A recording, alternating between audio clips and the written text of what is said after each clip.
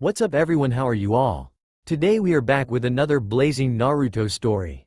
What if Naruto neglected for his Uzumaki heritage and blamed for a mysterious tragedy? If you enjoy, then please like, share and do comments. And also check the description to original creator of this beautiful creation. The Senju compound stood as a monument to both the glory and the burden of its legacy. It was the largest in all of Konoha, a sprawling complex of traditional wooden structures surrounded by pristine gardens, serene courtyards, and bustling training fields. The air was thick with the sound of laughter, the clash of steel, and the steady hum of hard work, the trademark of the Senju clan. Their status as Konoha's founding family was unquestioned, and their prestigious bloodline made them the dominant force within the village. The Senju clan was revered above all others, with only the main family holding the prestigious Senju surname. Their compound was the centerpiece of Konoha's power, surrounded by various shinobi families that had gained prominence throughout the generations. Among the most respected were the Hitaki, Namikaze, and Sarutobi families, each known for producing powerful shinobi. But despite this prestigious reputation, it was the Senju themselves who ruled, their bloodline the foundation of the village's military might and political strength. But there was a shadow in this compound. A shadow that lingered just beyond the light of the Senju legacy. A shadow that belonged to a child who had not yet unlocked his full potential, and whose very presence was a reminder of the Uzumaki clan, once feared but no longer being wiped out by the combined effort of four great nations. At the age of 5, Naruto Uzumaki was already burdened with a legacy that was not of his making. His bright red hair, a symbol of his bloodline, marked him as an outcast. His father, Minato Namikaze, the revered Hokage, was distant. His mother, Kushina, although deeply loving, was frail and often bedridden due to the illnesses she suffered after Naruto's birth. Naruto, despite his best efforts, had not unlocked the chakra reserves that every other child in the clan had by this age. Whereas his siblings were considered true prodigies, Menma was the golden child. With his blonde hair, boundless chakra, and revered Kekkei Genkai wood release of the first Hokage and Naruto showing the same ability of chakra control and strength as Tsunade were considered rising stars of the clan. Minato, his father, also never trained him. Instead he focused his attention and time, if left from Hokage's job, towards Menma and Naruto's training. The secluded training ground on the edge of the Senju compound was quiet, save for the rhythmic sound of Naruto's fists striking a battered log. Sweat dripped from his brow as he worked tirelessly, perfecting each movement. His punches were sharp, and his kicks landed with precision. Despite his young age, his dedication and natural grace made his efforts look effortless. The isolation of this place was a comfort to Naruto. Here, he was free from the judgmental stares and harsh whispers that followed him in the compound. But solitude came with its weight, one that pressed on him heavily, feeding the darkness inside. Suddenly, the silence was broken by a mocking laugh. "Well, look who's here," Menma called out, stepping into view with a group of his friends trailing behind. Each of them wore smug expressions, emboldened by Menma's confidence. "All alone again, huh? What's the point of training when you can't even use chakra?"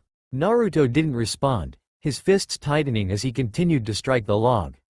Menma's grin widened at the lack of reaction. "Hey, I'm talking to you, loser." He gestured to his friends, who began to circle Naruto, their taunts growing louder. From the shadows of a nearby tree, Naruto watched, her arms crossed and her expression conflicted.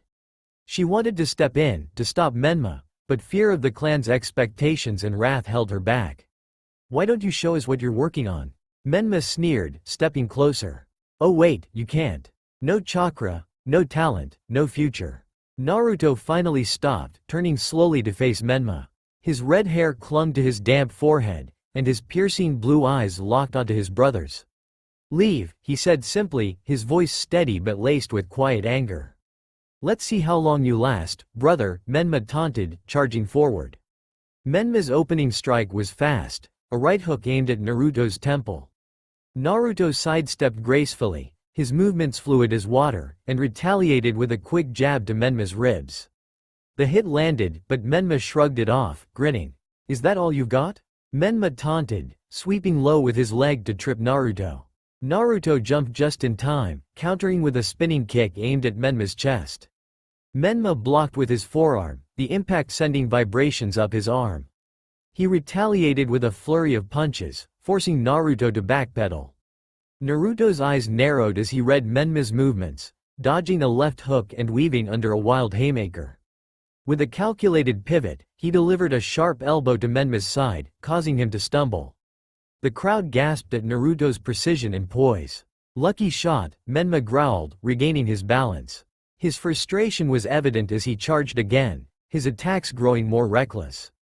Naruto used his smaller frame to his advantage, slipping past Menma's strikes and delivering quick, stinging counters. A jab to the shoulder.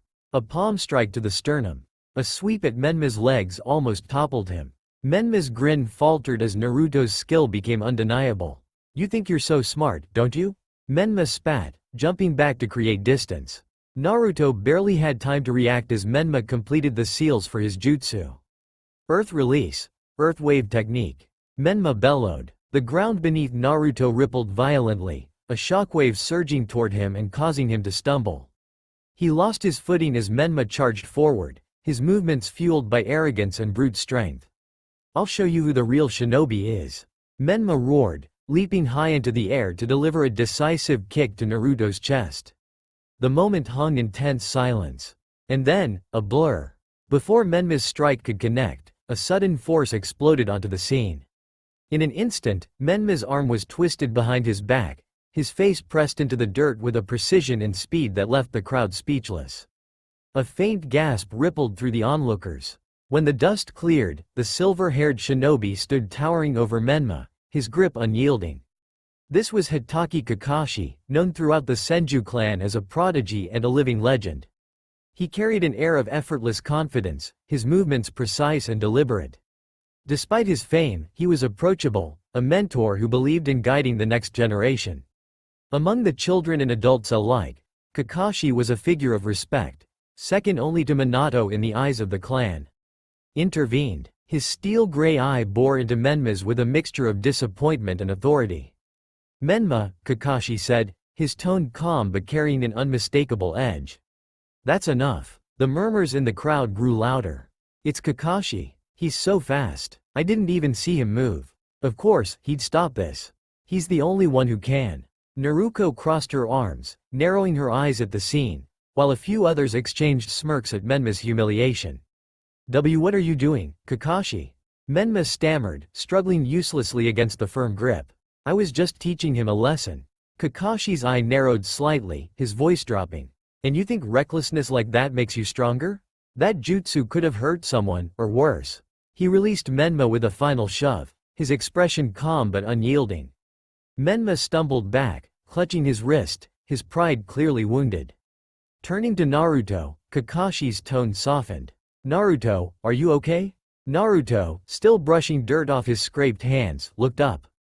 His piercing blue eyes were unreadable, but there was a tension in his voice. "I didn't need your help. I could have handled it." Kakashi tilted his head slightly, studying the boy's expression.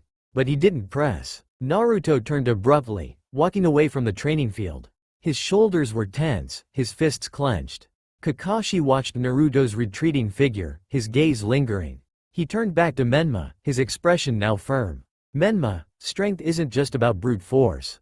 If you want to lead one day, you'll need to learn discipline." Menma scoffed, brushing himself off. "I'm already the strongest," he muttered, but his voice carried less conviction. Kakashi sighed, the weight of responsibility heavy in his stance. Among the whispers of the crowd and the tension of the field, one thing was clear to him. Naruto's loneliness ran far deeper than anyone realized. Inside the Senju compound, the clan elders gathered at a large window, watching the scene unfold below. Tsunade's gaze was hard, her arms crossed tightly across her chest, her lips pressed into a thin line. She could see the potential in Menma, could feel his power radiating, but Naruto was different. And that difference terrified her. "He hasn't unlocked his chakra yet," Tsunade muttered, her voice colder than usual. "And yet, there's something about him that unsettles me. What if he does? What if the rumors are true? What if he's like them?" Danzo stood behind her, his face shadowed with malice. His fingers drummed slowly on the armrest of the chair he occupied. The Uzumaki were never a clan to be underestimated. They were rumored to unlock chakra mere months after birth. Their chakra was able to heal them and give them sensory powers with the ability to use that chakra in raw form. But it wasn't just their strength. It was their ability to bind, to seal, to control forces far beyond any normal shinobi's comprehension. Tsunade's eyes flickered in acknowledgement, her mind drifting back to her past with her teammates. She'd seen what power could do to a person, what it could turn them into. "I've seen it firsthand," she murmured. "I watched as Orochi's power consumed him. And I fear Naruto could be like him, dangerous beyond control." Danzo's eyes narrowed, his voice growing darker. The Uzumaki were nothing short of monsters. Their seals, their chakra, it's all unnatural. And Naruto, he's a failure. A testament to the fall of their bloodline. A weakness. His lack of chakra now only proves how broken their legacy truly is. Minato stood silently to the side, his gaze fixed on the scene outside the window, his posture stiff. He didn't speak, his expression unreadable. His son, his flesh and blood, standing out there alone, was a painful reminder of the deep divide between them. He didn't show it, not to anyone. Not to Naruto. Not to the clan. But something inside him twisted. Naruto's future had already been decided. This path, this life, was all but mapped out for him. Hiruzen, the third elder, watched the conversation unfold with a deep sadness etched across his face. His hands folded in front of him, and he let the silence stretch for a long moment. Finally, he spoke, his voice carrying the weight of experience and age. "Danzo, Tsunade, I cannot agree with you," Hiruzen said softly, his voice heavy with sorrow. "I've known the Uzumaki. I've seen their strength. But I've also seen their hearts. Naruto is different. He may be the last of them, but his spirit, it's not like Orochimaru's. It's not like the others. I believe there's something more to him than just Uzumaki's abilities." Tsunade turned sharply to him, eyes wide in disbelief. "Hiruzen, you can't be serious. How can you believe in him when we don't even know what he's capable of?" The Uzumaki clan was a true force of nature, yes, but at what cost? "I know the cost better than anyone, Tsunade," Hiruzen replied, his voice shaking with old memories. "But Naruto, I believe he's different. I believe he's not just a reflection of his clan's legacy. He has a chance to carve his path. To change this village's view of him." Minato didn't speak, but his eyes shifted toward Hiruzen, something flickering there, an emotion that was quickly masked. For a moment, his gaze locked with Naruto's, still standing alone in the field. His son, in his eyes, would always be a part of him. And yet, Danzo, as always, was unbothered by Hiruzen's belief. His eyes flickered with cold ambition, his fingers tightening as he leaned in. This village doesn't need another failure of the Uzumaki. Power is what keeps the peace. If Naruto cannot embody that, then he is a liability. And the village must be protected at all costs. Tsunade's gaze softened, but only for a moment. "I agree with you on that, Danzo. But there is something inside me that fears what Naruto might become. He's already more powerful than we know, even without his chakra. What if he's more like the stories than we want to admit?" Minato's eyes flicked to Tsunade, his expression still unreadable. He opened his mouth to speak but was cut off as a hawk suddenly landed on the window sill, carrying a scroll tied to its leg. His hand reached for the message almost instinctively, and as he read it, his face hardened. The room fell silent. Even Danzo's cruel smirk faltered as Minato's expression shifted. "I must leave," Minato said, his voice quiet but firm. "There is an urgent matter at the Hokage Tower. I'll discuss this with you all later." Tsunade and Danzo both nodded, their gazes remaining on Minato as he turned to leave. Hiruzen stayed silent, his heart heavy with the weight of the conversation and what it meant for Naruto. As Minato stepped out of the room, the others returned to their thoughts, and the tension between them deepened. Each of them had their vision of what the future held, but for Naruto, it remained uncertain. As the sun began to set, casting a golden hue across the Senju compound, Naruto slowly walked toward his mother's room. His body ached from the sparring with Menma, the bruises on his arms and legs a quiet testament to the intensity of the fight. He had held his ground, despite not having unlocked his chakra yet, and his determination had pushed him further than he thought possible. But no matter how hard he tried, there was always a feeling of emptiness, like something was missing. He reached the door to his mother's room and hesitated for a moment. Inside, he knew it would be quiet, peaceful, and, most importantly, A place where he could forget the harsh realities of being an outsider. Taking a deep breath, he entered. Kushina was lying on her bed, propped up by a few pillows. Her vibrant red hair cascaded down her shoulders, but the usual energy and life that filled her presence had dimmed over the years. Her face was pale, her eyes tired from the constant battle with her illness, but there was a warmth in her gaze that never wavered when it came to Naruto. Despite everything, despite how weak and frail she had become, Kushina still held onto the love she had for her son. Naruto approached her, offering a small, tired smile. He didn't need to say anything for her to know he was hurt. She had always been able to tell. Kushina motioned for him to sit next to her, her voice gentle but filled with concern. "Come here, my little Naru. You've been pushing yourself again, haven't you?" Her hand reached out to touch his bruised arm, her chakras surging through her fingertips as she began to heal him. The warm sensation spread through his body, soothing the pain, and for a brief moment, Naruto allowed himself to close his eyes, savoring the comfort she gave him. "Thanks, Mom," Naruto muttered, his voice barely above a whisper. Kushina smiled softly, her hand still resting on his arm. "You don't have to thank me, Naruto. I'll always be here for you, no matter what." Her words were like a balm for his soul, and he leaned into her touch, the bond between mother and son undeniable. She always understood him in ways no one else could, and saw the silent struggles he carried that no one else seemed to notice. As she continued to heal his wounds, she glanced at him, her eyes filled with quiet worry. "How are you holding up, Naruto? How was the fight with Menma? I know it's hard. Being treated differently from the rest of the clan."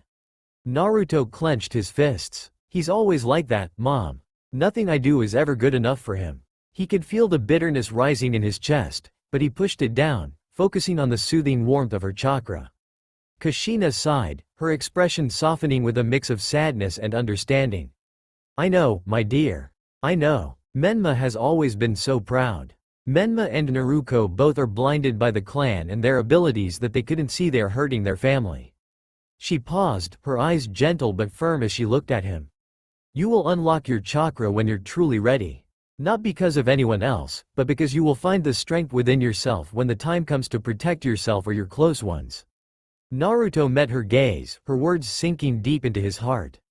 For so long, he had wondered if he would ever unlock his chakra, if he would ever live up to the expectations of the clan and his father.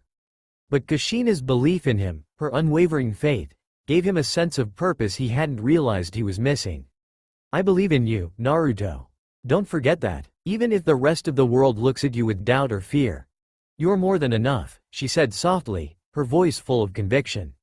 Naruto nodded, a small, grateful smile forming on his lips. "Thanks, Mom. I won't forget." Kushina's gaze turned distant for a moment, her hand gently pulling away from him as she sighed. "Menma and Naruto. They don't visit as often as you do," she said quietly, almost as if she were speaking to herself. "I know they care for you in their way, but sometimes I think Tsunade's influence has caused them to be distant. She has her views on what the clan needs, and sometimes, those views can be harsh." Naruto's heart sank at her words. He had always known that Menma and Naruto didn't see him the same way they saw each other. The distance between them was palpable, and he could feel it every day, but hearing his mother's voice it made it more real. He wanted to protect her, to be the one who could change things, but he didn't know how.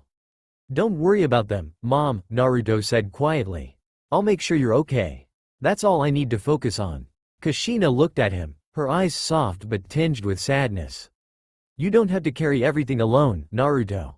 You are strong, but even the strongest need help sometimes. Don't forget that, okay?"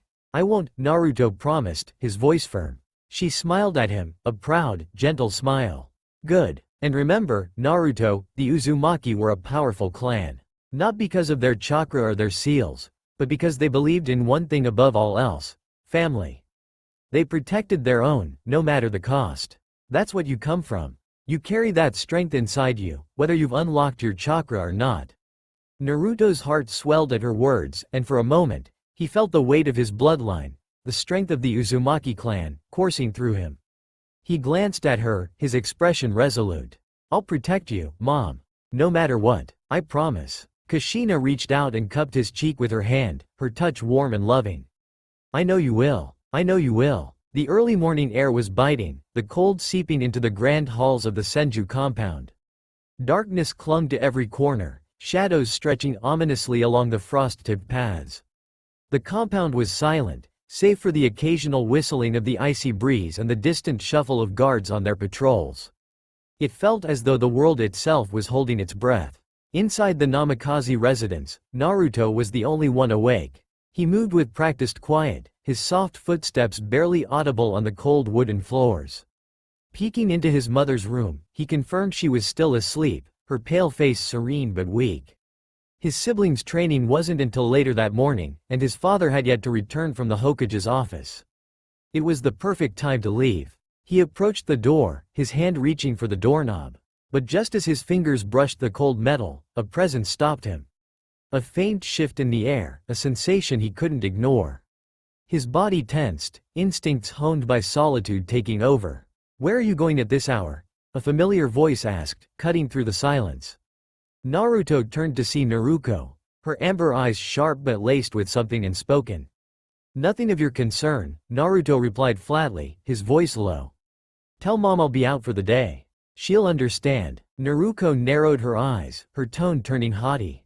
"Let me guess, Tenten?" Naruto gave a short, silent nod. "She's a huge troublemaker," Naruko sneered. "An ungirly girl, always pranking people inside and outside the clan. You shouldn't associate with people like her." Naruto's expression didn't waver, his voice calm yet firm. "I can decide that for myself." Naruko's tone grew more serious. "She also inherits the curse. It's rumored to be contagious. What if she's the reason you haven't unlocked your chakra yet?" Naruto's eyes flickered with a cold light. "Most of those are just rumors.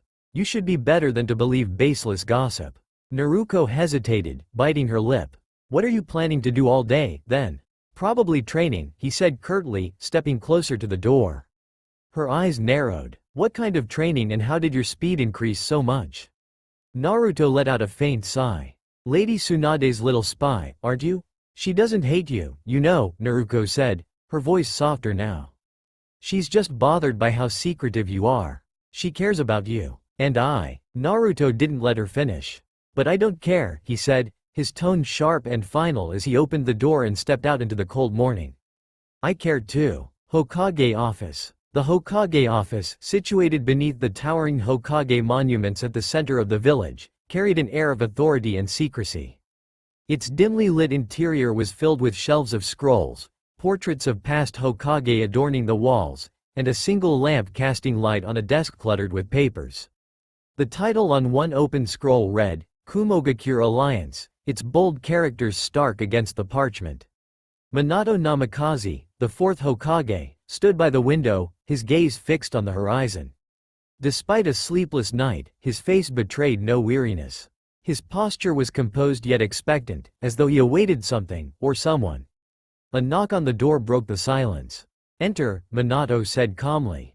The door opened to reveal three figures: Shikaku Nara, the ever-lazy but brilliant head jonin, Fugaku Uchiha, the stern leader of the police military force, and Inoichi Yamanaka, the analytical head of the intelligence division.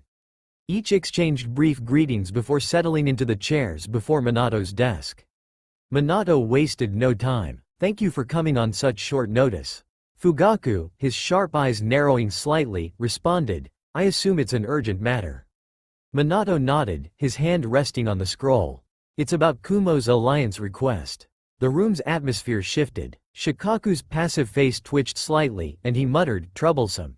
"A surprising move from such a militaristic village," Fugaku commented, his tone carefully neutral. "There's more to it," Minato said, his voice dropping. "Along with their proposal, they've sent a delegation of 5 shinobi. Their arrival feels more like an inspection than diplomacy." Shikaku raised an eyebrow. "You're concerned about another incident like Kushina's kidnapping attempt?" Inoichi's jaw tightened. "Yes, but this time, their target could be any of the clan children. The Uzumaki lineage is no secret, and it makes Naruto vulnerable. Hyuga or Uchiha Dojutsu or even Senju twins. He was also very much afraid of his daughter." Fugaku crossed his arms. "It's a valid concern. Their proposal could be a distraction while they scout for opportunities. Their aim can also be clans' hidden techniques, causing Inoichi and Shikao to flinch a bit. But they should know we would be wary of the squad itself. I feel something more, spoke Shikaku. Minato leaned forward. For now, we proceed cautiously. The proposal's terms will be discussed in the council meeting later today. But in the meantime, I want precautions in place.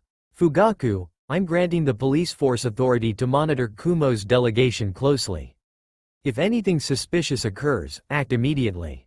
Fugaku nodded firmly. Understood. Inoichi, Minato continued, turning to the intelligence division head, I want your team on high alert. Monitor any unusual activities and prepare for all contingencies. Hi, Inoichi replied with a sharp nod. As the meeting drew to a close, Minato dismissed them. You're both dismissed. Keep me updated. The two men rose, exchanging brief looks before exiting.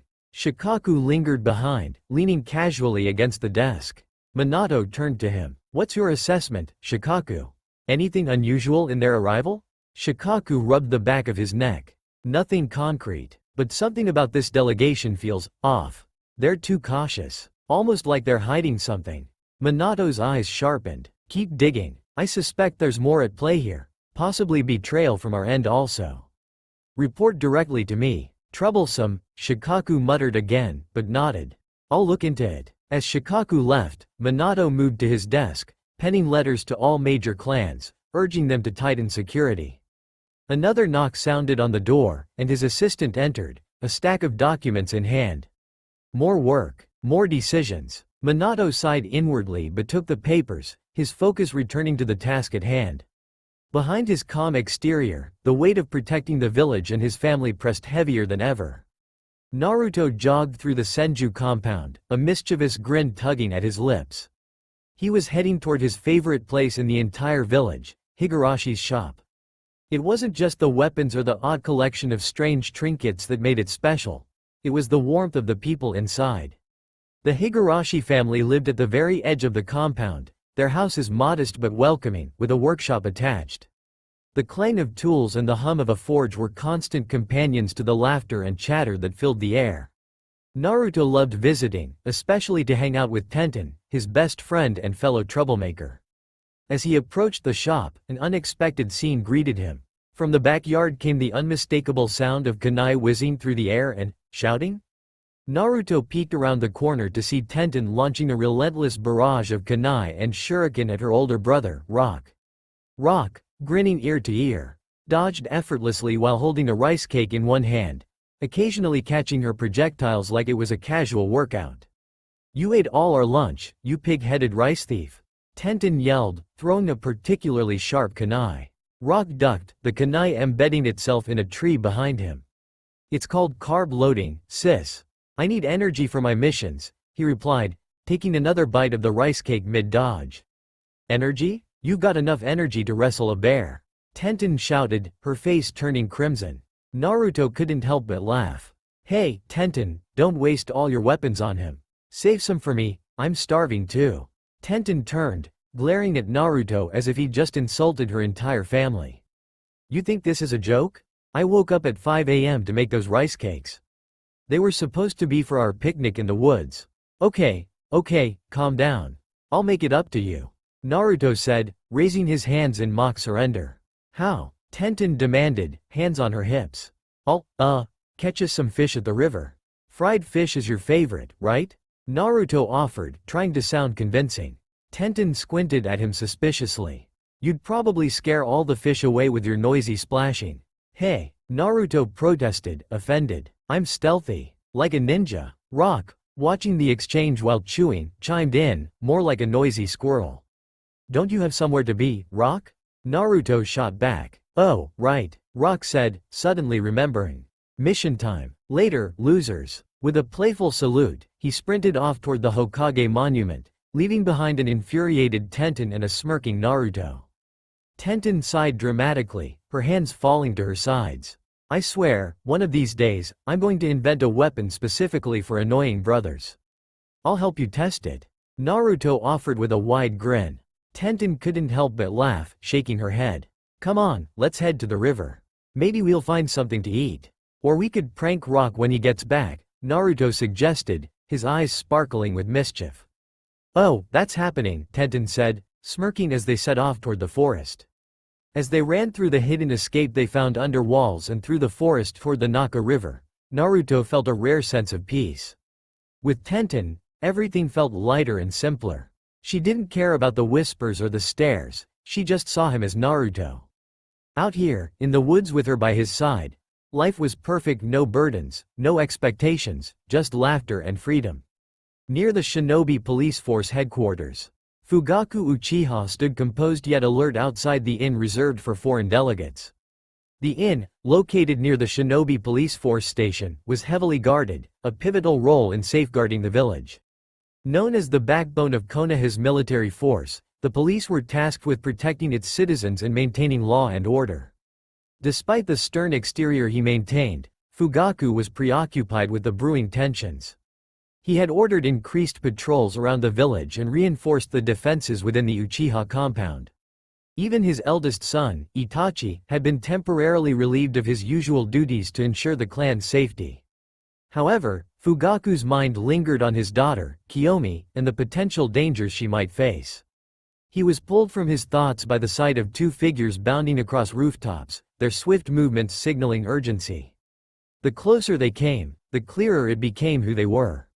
Sume Inuzuka landed in front of the inn gates, flanked by her ever-loyal ninkin, Kuromaru. Her wild demeanor and aggressive aura were as unmistakable as the sharp tone of her voice. "Don't give me that look," she barked, catching her breath but keeping her commanding presence. "Had to check on the clan guards. Got our pups watching the compound too." Fugaku gave a curt nod, his expression calm and measured. "Good, you're just on time. We're about to meet the head delegator." "If it were up to me," Sume growled, glaring at the inn with disdain, "I'd have gutted them before they even stepped foot into the village." Kuromaru gave a low bark of agreement, his red eyes glowing with approval. Fugaku raised a brow at her bluntness. "And spark an international incident? That's hardly an option. We can apprehend them if we find any signs of suspicious activity, but nothing more." Sume snorted, crossing her arms. "Minato wouldn't bat an eye if we found something suspicious and eliminated the problem." "Don't do anything rash that could endanger the village," Fugaku warned, though he couldn't deny a flicker of unease.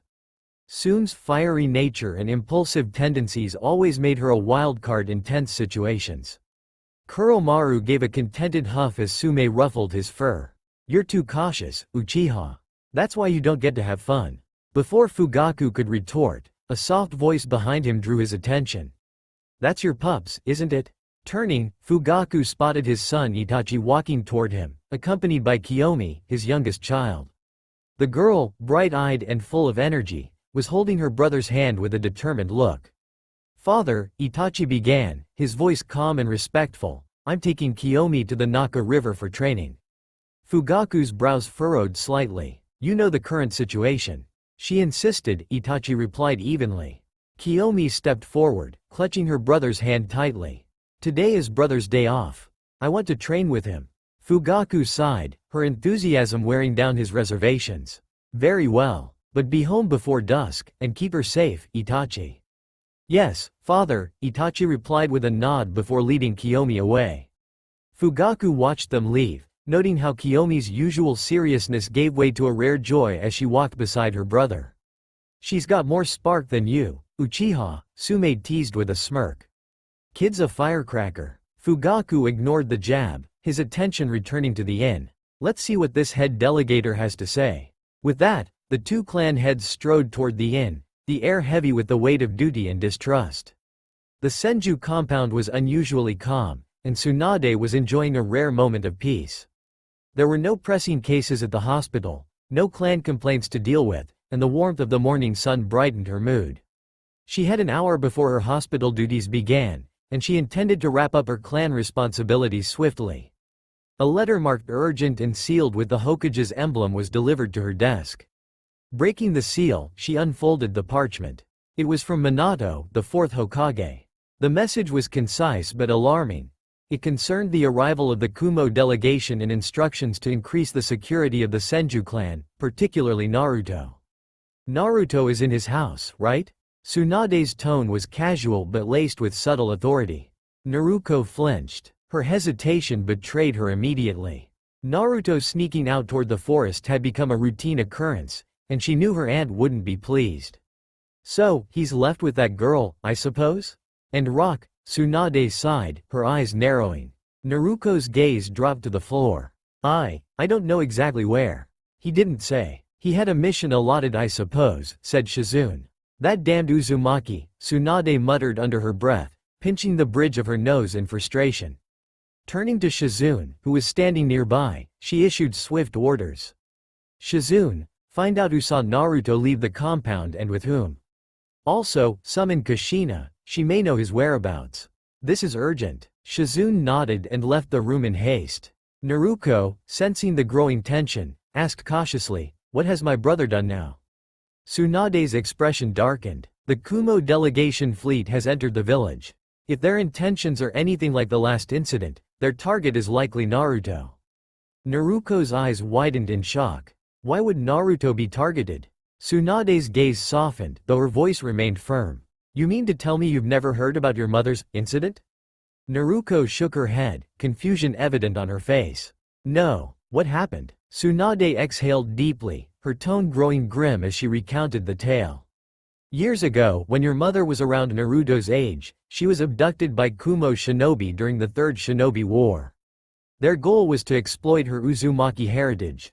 They managed to smuggle her out of the village undetected, but Minato, your father, tracked them down single-handedly. He killed the Kumo operatives and rescued Kushina before they could get far. That incident led to your mother and father to love but also caused years of tension between Kumo and Konoha. The situation was only resolved with a fragile peace agreement, but that doesn't mean their ambitions have disappeared. If they've entered the village now, it's safe to assume Naruto, as an Uzumaki, is their new target. Naruto's stomach twisted in fear, her earlier annoyance with Naruto forgotten. We need to find him, fast.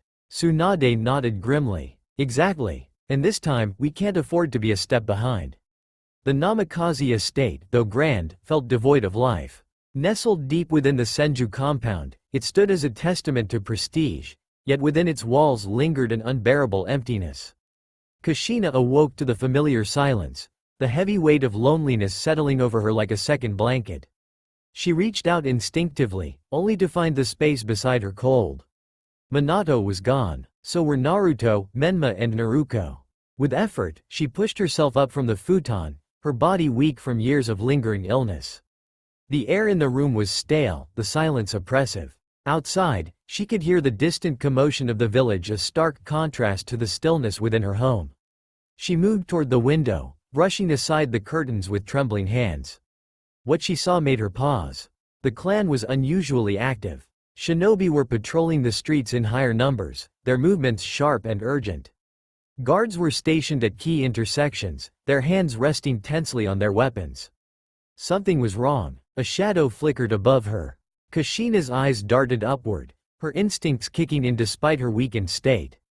A masked figure stood perched on the rooftop, Yugao Azuki.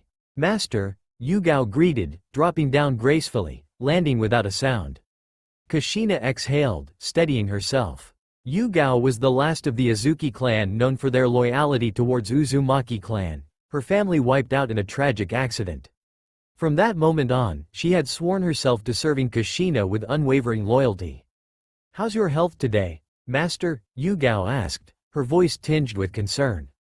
It could be better, Kushina admitted, though her gaze was still fixed on the scene outside. What's all this commotion? The village is in an emergency state, Yugao replied. A Kumogakure envoy has entered Konoha. At the mention of Kumo, Kushina's grip on the window frame tightened. Given their history of betrayal, she murmured, it's no surprise that the village is on high alert. Yugao hesitated before speaking again. There's something else. A message came in from Hokage-sama. Naruto may be a target. Kushina's blood ran cold. Where is he? He left the Senju compound this morning. A surge of panic shot through her chest. The memories of her own abduction at the hands of Kumo shinobi crashed over her like a tidal wave. Before she could issue an order, a blur of movement appeared at the window.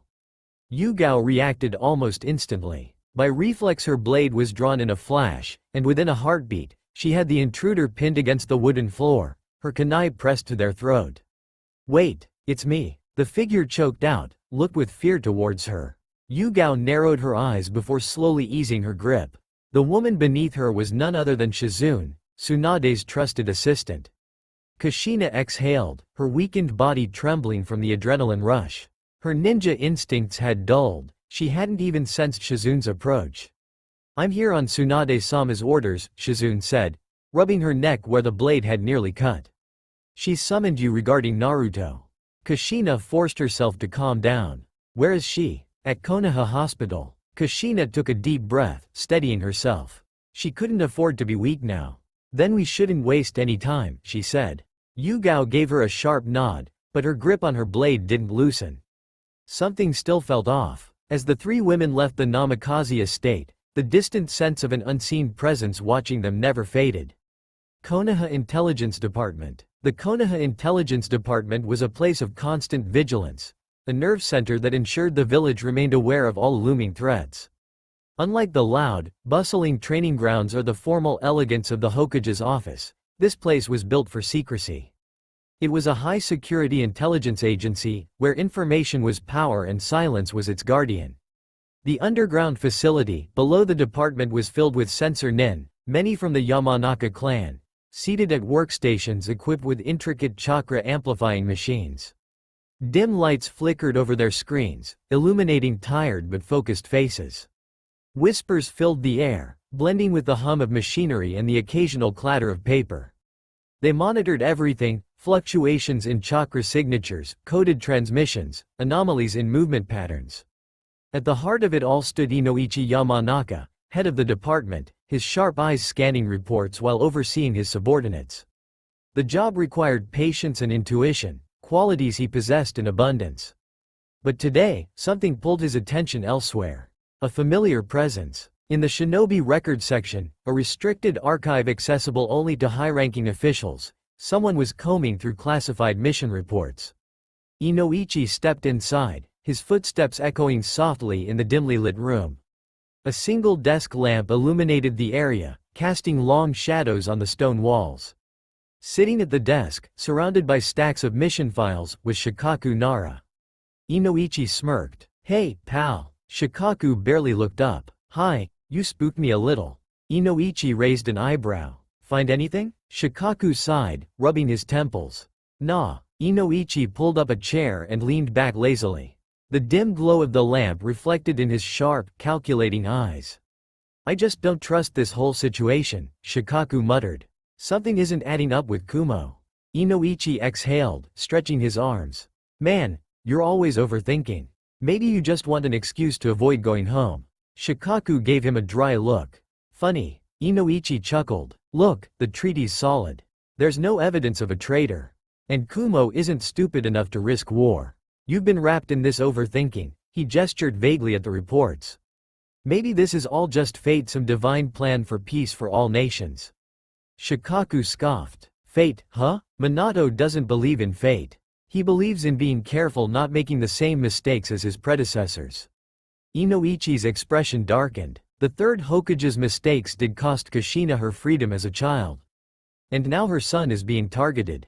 Shikaku closed his eyes for a moment, his mind drifting to memories of the Senju compound. He remembered visiting once, seeing a lonely boy standing in the courtyard, eyes filled with mistrust, away from child forced to grow up in isolation. "If there is going to be a danger," Shikaku said quietly, "Minato will have to choose his son, or the village." Inoichi stiffened. "That's what you think, something like that?" His mind flashed to his own daughter, and the thought unsettled him. Shikaku didn't waver. The village sees Uzumakis as outsiders, doesn't trust him, and he also doesn't trust anyone. Minato knows that. Naruto legacy exceeds that of village, enemies would target both. He will have to prioritize one. Silence hung between them. Then after some brief silence moments, suddenly Shikaku's eyes widened. He flipped through the pages again, scanning the mission reports near Kumo's border. The pattern was there, hidden, subtle, but undeniable. One shinobi's movements didn't align. His missions had odd irregularities. And the latest reports confirmed it. His hands slammed the files shut. "I need to see Minato. Now." Without another word, he stormed out, his usually lazy demeanor replaced by urgency. Inoichi, still seated, blinked in surprise before quickly grabbing another file. If Shikaku was this alarmed, something was very wrong. He needed to confirm the location of the suspect immediately. Konoha Embassy, Kumo Envoy Resting Place. A firm knock echoed through the large chamber where the Kumo delegation resided. Fugaku stepped in, his gaze sweeping over the spacious room, which was equipped with all the necessities for prolonged stays. Kumo shinobi were scattered about, some reclining lazily on beds, others slumped against the walls, their eyes dulled and unfocused. Something felt off. Fugaku scrutinized them for a moment before proceeding forward, his police team following close behind. The tension in the air was palpable. As he stepped into the central hall, he found a small group of Kumo shinobi already geared up, standing around their leader, who exuded a composed and unreadable aura. I hope Konoha's environment isn't too much of an issue for mountaineers, Fugaku said smoothly, his eyes locked onto the leader. The Kumo leader, a man with sharp yet emotionless eyes, offered a faint smile. Such pleasant weather is rare in my village, but this warmth can make shinobi complacent. The Third War made it quite clear which village had the weaker shinobi, Sume interjected with a smirk, her tone laced with provocation. A ripple of anger coursed through the Kumo shinobi, their muscles tensing. Some took an instinctive step forward, hands twitching toward their weapons. Yet their leader remained eerily calm, his gaze never wavering. Fugaku, sensing the shift in atmosphere, quickly interceded. We are not here to fight. We came to welcome you and inform you that the meeting with the Konoha Council will be held at 8 p.m. His voice was composed, but his sharp gaze warned against any hostility. The Kumo leader nodded. Thank you for the message, Fugaku-sama and Sume-sama. We will certainly enjoy your hospitality and environment. His expression remained unreadable, a mask of indifference. Sume scoffed, crossing her arms. Yeah, well, don't get too comfortable. Any suspicious movement, and it'll be your last. Her tone was, almost daring them. A hushed silence fell over the room, all eyes locking onto Sume. Fugaku could sense the pressure tightening around them. He knew he had to act quickly, something wasn't right. The leader, a shinobi neither known from the war nor listed in the bingo book, was unsettling. The very air felt distorted, as though trapped within a genjutsu. He needed to activate his Sharingan, but the leader's piercing gaze never left him. Then, the tension snapped. That's a poor threat coming from Konoha scum, a deep voice growled. A Kumo shinobi lunged forward, his eyes burning with rage. He moved swiftly, placing himself between the leader and Fugaku, advancing directly toward Sume. It was only a moment. A fraction of a second. But it was enough. Fugaku's Sharingan flared to life, locking onto the shinobi eyes in motion. The world around him slowed. The genjutsu was placed. Sume, as brash as ever, stepped forward to meet the incoming shinobi head-on. Before she could react further, a few Konoha shinobi rushed to restrain her, holding her back from escalating the situation. Fugaku quickly deactivated his Sharingan before the Kumo leader could catch on. Apologies for the disturbance. We should take our leave now, Fugaku announced, his tone steady but firm. Without waiting for a response, the Konoha team turned and exited, Fugaku leading the way while Sume struggled against the hands still holding her back. As they stepped outside, Fugaku exhaled, the weight of what he had seen pressing against his mind. Something was wrong, very wrong, but he needed more time to unravel it. Take a break, Sume. Sume, still fuming, muttered under her breath, her fists clenched. Take a break? I'd rather break that idiot's skull. Fugaku shot her a tired glance. Her rage had been reckless, but in the end, it had helped him, now he only needed to wait. Near Naka River, the afternoon sun cast long shadows across the dense forest as Naruto and Tenten leapt from branch to branch, their laughter echoing through the trees. The air was thick with the scent of summer, but a cool breeze occasionally swept through, offering relief from the heat. They had spent hours playing and exploring, and now their stomachs rumbled in protest. Remembering their earlier plan, they made their way toward the Naka River to catch some fish. As they approached a clearing near the river, Naruto and Tenten spotted a pair of figures training, a duo unmistakably Uchiha. Though this training ground lay close to the Uchiha compound, it was seldom used due to its proximity to water, making it less ideal for fire-based techniques. One of them, a tall boy with calm, calculating eyes, was instructing a smaller kunoichi who struggled with forming hand seals. Tenten scowled at the sight, a devious glint appearing in her eyes. "Uchiha," she muttered, venom lacing her words. "Always strutting around like they own the village. Let's knock them down a peg." Naruto crossed his arms, his mind racing. Naruto's gaze never left Itachi. "I think it's better to stay away. Let's move to another place." He had heard the rumors. Genius, prodigy, untouchable, a shinobi whose very name sent ripples through the ranks of Anbu. And there he stood silent, composed, looking calm. Tenten nudged him. "Let's mess with them." Naruto didn't answer immediately. Messing with an Uchiha was one thing. Messing with Itachi Uchiha was another. Naruto sighed, knowing there was no stopping her. If he didn't go along with it, she would try something reckless on her own, and that would only make things worse. A smirk slowly crept across his lips as an idea took shape in his mind. "Fine," he said, his tone low and calculating. Naruto exhaled, feigning reluctance, but a smirk tugged at his lips. Itachi was a genius, but no one was untouchable. Tenten's eyes gleamed with excitement. "Now you're talking. What's the plan?" Naruto's smirk widened as he leaned in, voice barely above a whisper. "We'll use Plan 13. Tenten's breath hitched, then she let out a delighted cackle. "Oh, you're evil, Naruto. I love it." In the shadows of the forest, the two schemers began their preparations, their minds spinning a web of mischief that would leave their unsuspecting victims reeling. They moved like shadows, their plan unfolding with precision. Every step calculated, every detail accounted for. First, the smoke bomb. A thick, choking mist swallowed the clearing, twisting through the air like a living thing, distorting vision, masking movement. Then, the makeshift rockets. They burst in rapid succession, bright flares of white-hot light slicing through the haze, turning the world into a blinding strobe of confusion for the Uchiha. Naruto emerged from the river towards his target Itachi, his body slick with water, his breath steady. Silent and lethal, with a flick of his wrist, he was hurling a sticky liquid trap, aimed perfectly at Itachi's legs, a net designed to harden instantly upon contact, restricting movement completely. At the same moment, Tenten surged forward. Her ink brush gleamed in the flashing light, her trajectory Kiyomi in paint black ink on her face. Kiyomi, completely unaware, was in shock and blinded. It was flawless. Tenten was close to victory. And then, everything fell apart. The instant the liquid net should have snared Itachi, it didn't. Naruto's breath hitched. What? Instead of Itachi, the trap had ensnared Tenten. Her momentum was cut instantly, her body jerking to a halt, her limbs frozen mid-motion as if invisible hands had seized her. Even Kiyomi, who had been moments away from countering, stood motionless, blinking in utter confusion. Naruto's stomach twisted. No, this doesn't make sense.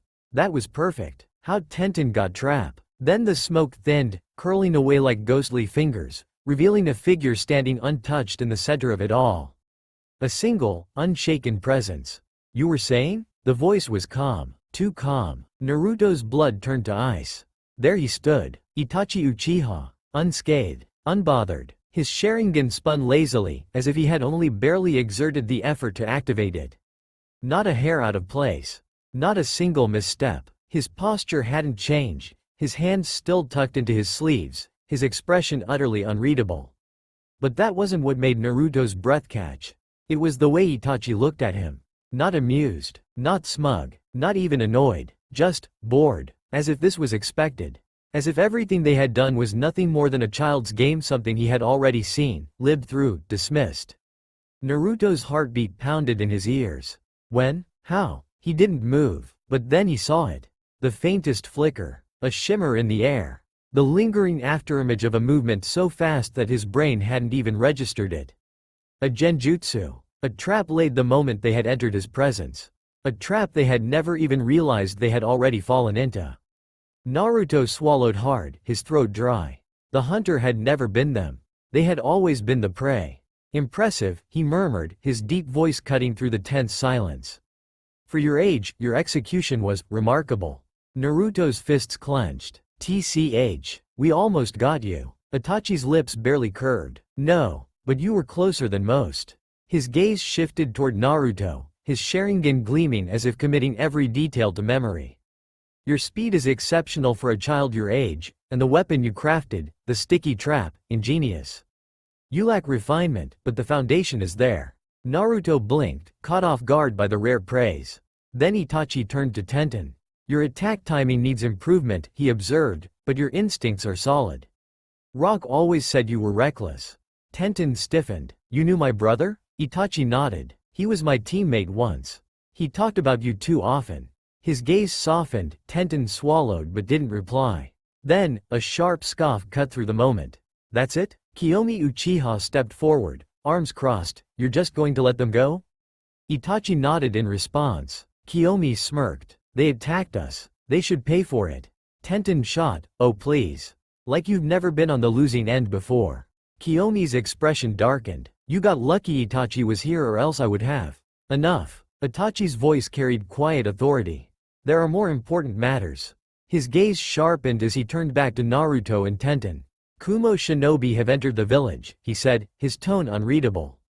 It's dangerous to be out. Return to your clan compounds immediately. Tenten tensed. Kumo? What are they? You don't need to know, Itachi interrupted. His gaze flickered to Naruto. Just know that you are exactly the kind of target they would seek. Naruto hesitated. Something in Itachi's eyes felt knowing. But he didn't argue. Go, Itachi instructed. Naruto and Tenten exchanged a glance before slipping into the trees. Itachi didn't respond. His gaze lingered on the fading figures. He had given an order, but more than that, he had given a warning.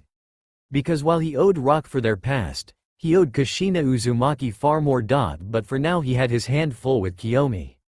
Let's get moving, said Itachi, little unfocused.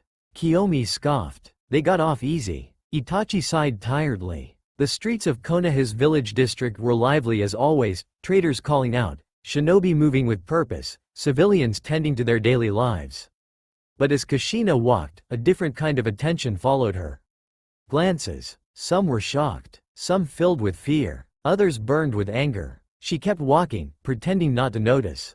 She had long grown used to the hatred towards the Uzumaki name. There were also eyes filled with worry, whispers of concern. The sun was bright overhead, but as she passed under the shadow of a tree, a sudden tingling sensation ran up her arm. Her seal on the arm was reacting. Danger. Her body went cold. He was here. He has entered the village, she whispered, her voice barely audible. Yugao, walking beside her, frowned. What did you say, master? But Kushina wasn't listening anymore. Her eyes darkened with fear. Her mind raced back to that night, the feeling of cold chains binding her, the desperation, the helplessness. She wasn't expecting him this soon. Naruto is in danger. The words tore from her throat. Shizune's head snapped toward her. What are you talking about?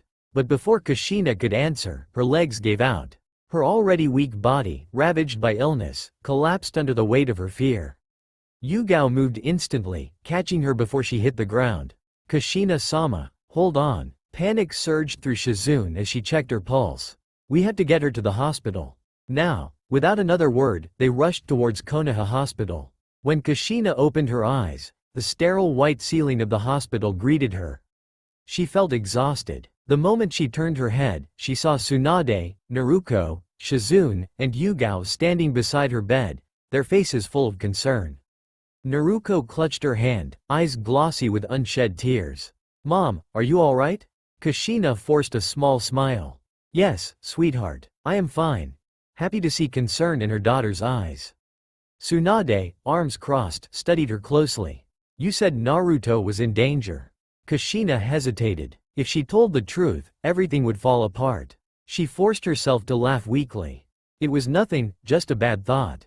Tsunade's sharp eyes searched hers, but she didn't push further. Yugao, she said, turning to the Anbuku no Ichi, you need to be more careful with her. She shouldn't be pushing herself like this. Hi, Yugao responded, but her face showed hesitation. Tsunade sighed. Listen, Kushina, I've already dispatched Mizuki to find Naruto. Kushina's head snapped up. Mizuki Haruno. Yugao's expression darkened. Mizuki Haruno? Tsunade nodded. He's good at these kinds of missions. He claims to have spotted Naruto with the Higurashi girl, so it shouldn't be long before he finds them. Kushina's hands clenched beneath the blanket. You didn't assign him a mission he left on his own right? Her voice was calm, but there was a sharpness in it. Tsunade's brows furrowed slightly. What makes you say that? Kushina didn't answer. She already knew. Further discussion with her was useless. She couldn't trust anyone. Not now. Not with what was coming. A deep sense of dread settled in her heart. If he was here, there was only one purpose: the seal. He came after so many years just to kill her and her son. Kushina threw the blanket off her legs and stood up abruptly. Tsunade reached for her. Oi, what do you think you're doing? But Kushina was already moving. Yugao quickly followed her. Kushina-sama, what should we do? Yugao asked, voice filled with uncertainty. Kushina stopped in the hallway. She turned to Yugao and held out a small paper seal. You must find Naruto before he does. Put this on him. Yugao hesitated. But who? I can't leave you. You're in more danger than ever now. For the first time, Kushina's expression hardened. Yugao, just reach him fast. Saving Naruto is more important than saving me. Her voice was steady, but there was something raw beneath it. Yugao's heart clenched. But, trust no one. This village is corrupted to its core. Yugao froze. Kushina had always defended the village. She had always told her that Konoha was home. But now, for the first time, she was saying it was corrupt. Tears welled up in Yugao's eyes. She understood. This was goodbye. Kushina smiled, but it wasn't warm. It was hollow. Go, she whispered. Yugao clenched her fists. She gave a deep bow, tears falling freely now as she felt this was last time she saw her master, before disappearing in a blur. Kushina stood there for a moment, staring at the empty space where her last loyal protector had just been. She inhaled deeply. Then she smiled, was ready. Come, she whispered to herself, her voice like a ghost. Arrangements are made for you.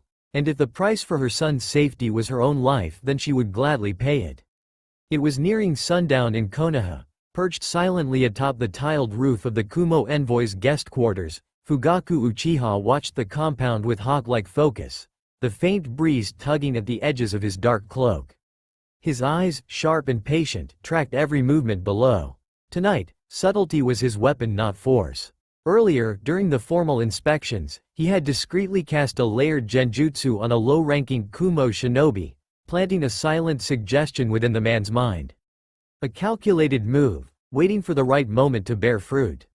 His gaze narrowed as he caught the faintest flicker of movement, a shadow slipping behind the paper screen of a window. Fugaku shifted, fluid and silent as a wraith, and dropped down with precision near the inner wall. In the faint moonlight, a small, folded letter was placed just outside the window, the ink barely dry on the old parchment. Without hesitation, Fugaku retrieved it, retreating into the shadows. Breaking the seal with the practiced efficiency of a veteran shinobi, he quickly scanned the contents. The lines written within made his eyes briefly widen, a rare crack in his stoic mask. The information was clear, precise, and damning. Minato should be known as soon as possible. Hokage Monument. There's no mistaking it, Shikaku muttered, pointing to a scroll in front of him. 5 years ago, near the Kumo border, Mizuki Haruno led a reconnaissance mission. 2 Hyuga shinobi were killed, both from the branch family. Mizuki reported it as an ambush by rogue mercenaries, but I always had doubts. He exhaled through his nose, his tone sharpening. He left too many details vague. One of those men was Hazashi's cousin. I'm convinced Mizuki orchestrated their deaths to sell intel. He's been a traitor all along. Minato's expression darkened. And now he's gone missing, right after claiming to spot Naruto and Tenten. We've had no contact since. Fugaku stepped forward, voice steady but grim. I believe I've identified the Kumo envoy's leader. His name is Dodai, an S-rank shinobi and former war commander of the Third Great War.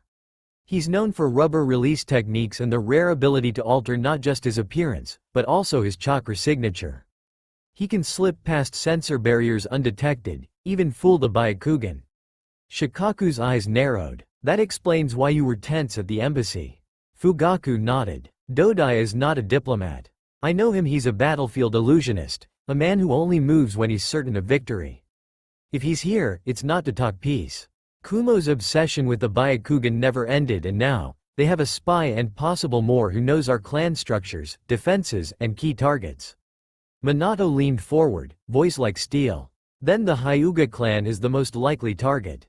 But this still doesn't make sense. Dodai wouldn't come alone. There's more. And I also don't think Mizuki is the only one working from inside. He grabbed a sealed scroll and handed it to a waiting shinobi. Deliver this to Hiyashi Hyuga immediately. He needs to prepare the clan security. The meeting will begin in 1 hour. I want every major clan present. Deliver this letter copies to all clan heads to leave the village duty and strengthen their district and instruction for village meetings. Turning to Fugaku, Minato's gaze sharpened. You will inform the Kumo ambassador. Notify him that the Hokage has summoned all clan leaders and requests their presence afterward for a diplomatic briefing. We'll gauge their response. Fugaku bowed silently, understanding the weight of what was being asked. As he left the chamber alongside Shikaku, War room fell into a heavy, tense quiet. Only Minato and Shikaku remained, standing before the long table littered with maps and scrolls. For a moment, the Hokage said nothing, his gaze distant, lost somewhere beyond the walls of the village. Shikaku crossed his arms, studying him. Minato. There's still Naruto. Minato's posture stiffened, almost imperceptibly. We can't ignore it, Shikaku pressed, his voice calm but insistent. Mizuki mentioned seeing him before he vanished. If Kumo's movements involve internal betrayal, Naruto might not just be missing, he could be a target. Minato finally turned, his expression unreadable, the mask of the Hokage fully in place. The village comes first. Right now, the Hyuga clan, the security of the compound, and exposing Kumo's real objective take priority. Shikaku's brow furrowed slightly. I understand prioritizing the bigger threat. But Naruto's disappearance isn't something we can shelve. If they get their hands on him. I've already assigned Tsunade, Minato interrupted, his voice sharp, final. She'll handle it, quietly. I can't afford the village to split its forces, or for the enemy to realize we're vulnerable. The strategist held his ground, but his tone softened. He's still your son, Minato. Even if the village needs you, he needs you too. Minato's blue eyes flickered with something regret, but it vanished almost immediately beneath the cold calm of leadership. I have faith in Tsunade, he said, turning back to the window. His voice dropped to a low murmur. That's all I can give him right now. Shikaku exhaled slowly, knowing there was no point pressing further. The Hokage had made his choice, or perhaps, he convinced himself he had no choice. At another word, Shikaku turned and left the chamber, leaving Minato alone in the hollow silence. Hyuga clan. The Hyuga clan's private training ground was wrapped in silence, broken only by the rhythmic thwack of palm strikes and the subtle crunch of gravel beneath swift movements. In the center stood Neji Hyuga, his eyes glowing with the distinct, flawless clarity of the Byakugan, eyes considered the purest in the clan's recent history. His movements were refined beyond his years, precise and devastating. With each step, he flowed through the motions of the gentle fist like water over stone, leaving even the seasoned elders watching from the shadows in stunned awe. This child, his Byakugan is without equal, murmured one elder. He is a branch member, another whispered, a note of disbelief in his voice. Yet he moves with more clarity than most in the main house. The prodigy of the branch. If only, the last words faded into the silence, unfinished. Neji's sparring partner was none other than his father, Hisashi Hyuga. Though older, Hisashi matched his son blow for blow, with steel focus and years of honed instinct. Sweat beaded at his brow, but his expression carried a sense of quiet pride. Neji was gifted. More than that, he was exceptional. And though fate had placed him in the branch house, the blood in his veins was still Hyuga. Watching from behind a tall wooden pillar was Hinata Hyuga, the timid heiress of the main family. Her fingers clutched at her robes as her pale eyes followed Neji's every move. She admired his strength but felt the weight of inadequacy heavy on her shoulders. The way Neji moved, the way the elders spoke of him, it was clear who truly embodied the Hyuga legacy. And it wasn't her. She can't even activate her Byakugan without trembling, one elder scoffed softly. And this child will one day lead the clan? Another sneered. A disappointment to the bloodline, came a third voice. Hinata's head dipped lower. Then, the large sliding doors at the far end of the courtyard opened with a soft snap. Hiyashi Hyuga, the head of the clan, stepped in, his robes immaculate, his expression carved from stone. All voices fell silent. He approached with measured grace, his eyes sharp and commanding.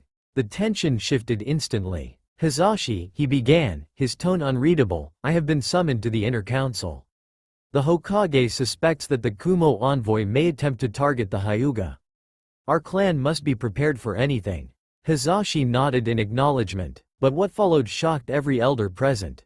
Until I return, Hiyashi continued, turning slightly to address the gathering, Hizashi will act in my place for internal clan security. He will also personally oversee the protection of Hinata. A ripple of stunned murmurs passed through the courtyard. Hizashi, a branch member, being entrusted with clan authority? With the protection of the heiress? This was unprecedented. Hiyashi-sama, are you certain? One elder asked, carefully masking his disbelief. Hiyashi's eyes narrowed. Hizashi is the second strongest shinobi in this clan. His loyalty and ability are beyond question. If war is coming, I will not entrust our future to outdated traditions. Hizashi bowed, accepting the weight of the responsibility without hesitation. Neji stood quietly behind him, watching everything unfold. For a moment, he saw something he had never seen before in his father's stance: recognition. Power, not forced servitude. And for the first time, perhaps, he believed their fate could be rewritten. Hinata stared at her uncle, eyes wide. She had never heard him speak with such conviction. Never seen the elders so completely silenced. Hiyashi gave a final nod. Do not fail me, Hizashi. With that, he turned and disappeared into the main compound, leaving behind a courtyard steeped in stunned silence. Neji's gaze shifted to Hinata as she emerged hesitantly from behind the pillar. His voice cut through the quiet. Don't hide next time.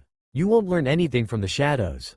Hinata's eyes met his for the briefest moment, full of conflict, pain, and something faintly glowing hope. With the clan meeting drawing close, and strange omens converging around the Kumo envoy's arrival, the village's defenses had been quietly but firmly reinforced.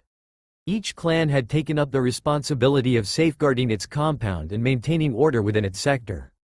It was anticipation layered in caution.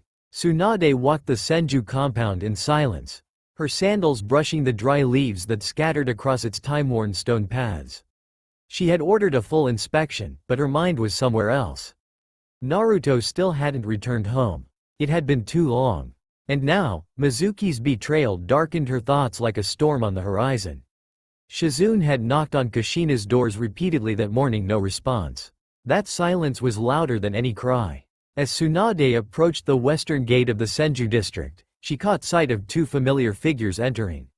It was Kakashi, calm as ever with his signature slouch, and beside him was Menma, exhausted from training, a stubborn layer of sweat and dust on his face.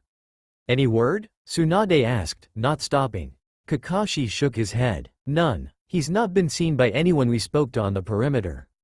Menma didn't speak, he just scowled, his jaw clenched, frustration smoldering behind his eyes. Tsunade sighed, running a hand through her hair. Across the village, in the Uchiha district, Fugaku had summoned his inner circle beneath the solemn pillars of the old council hall. With his role tied to the Hokage's strategic command, he had to pass on the village's security mantle within the clan. Shisui, he said, locking eyes with the young shinobi known across the Anbu as the Phantom Flicker.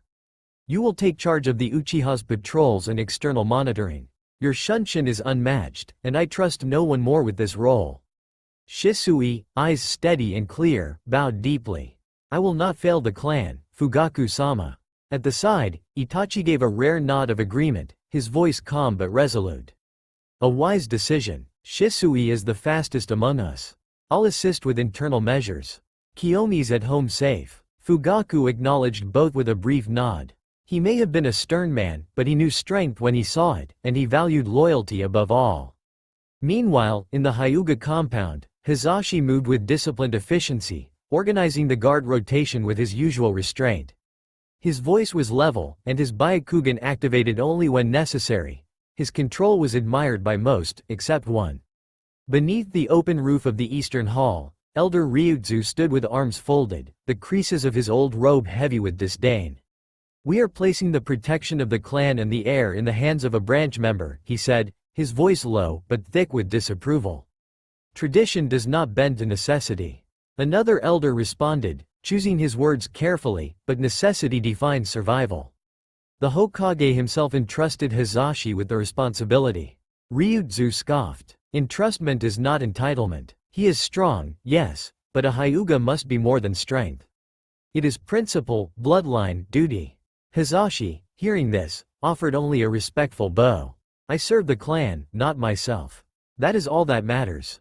But the tension simmered in spoken but present, a fracture that had long existed between the main and branch families. In the shadows, Hinata lingered, silent and nervous, her gaze flickering toward her uncle with admiration and anxiety. She felt like a ghost in her own house, air and name, but always in Neji's shadow. As the village slowly aligned itself for the evening's gathering, clan banners were unfurled and the streets around the central square began to clear. The clan meeting was now less than an hour away. Security measures were enforced with precision, the perimeter guards doubled, and watchtowers activated for chakra detection. For outsiders, the village looked serene, but every clan leader, every Jonin commander, knew that something trembled beneath the surface. Like a thread being pulled, slowly unraveling a tightly woven cloth. The rest of the Leaf's great clans were also making quiet preparations of their own. Each had their traditions, their customs, and their methods, different in many ways, yet all woven together by a shared understanding. Something was coming, and vigilance was no longer optional. At the Akamichi estate, the smell of grilled meats lingered in the air, an odd juxtaposition to the stern atmosphere that had settled.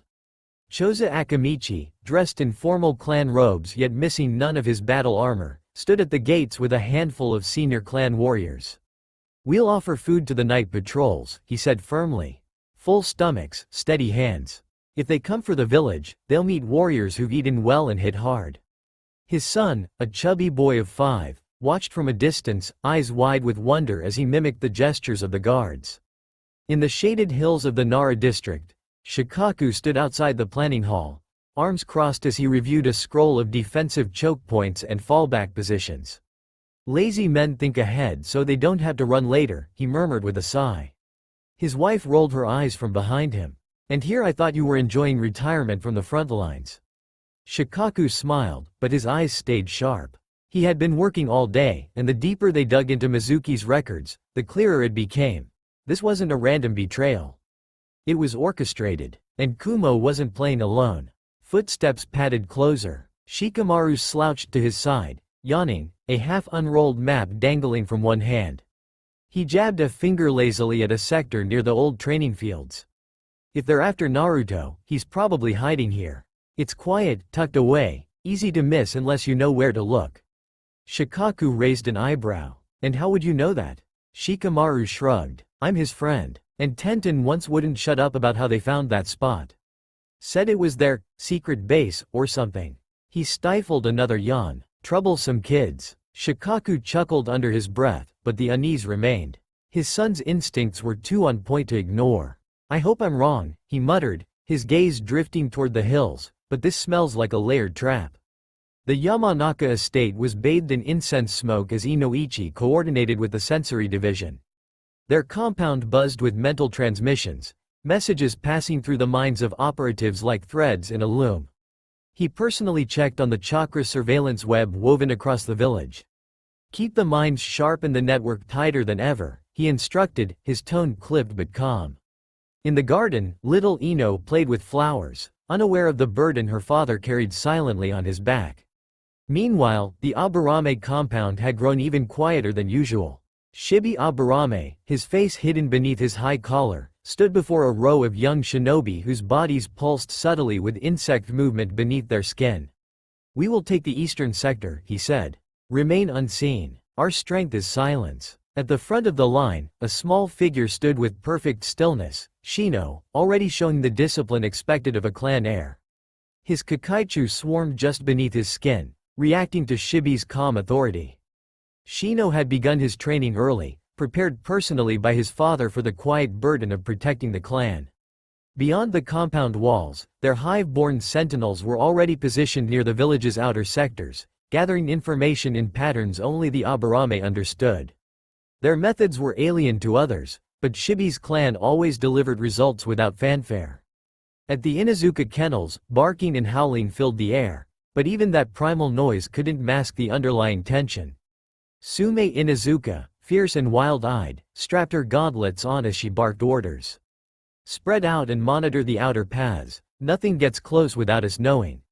Her ninkin, Kuromaru, growled in agreement, already sniffing the wind for unfamiliar scents.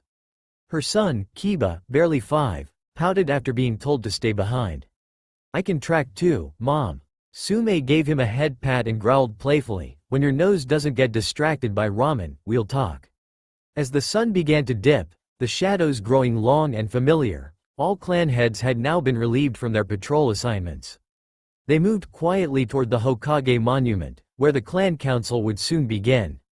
But their thoughts remained with their people, and with the unspoken fear that this meeting might be the calm before a much darker storm.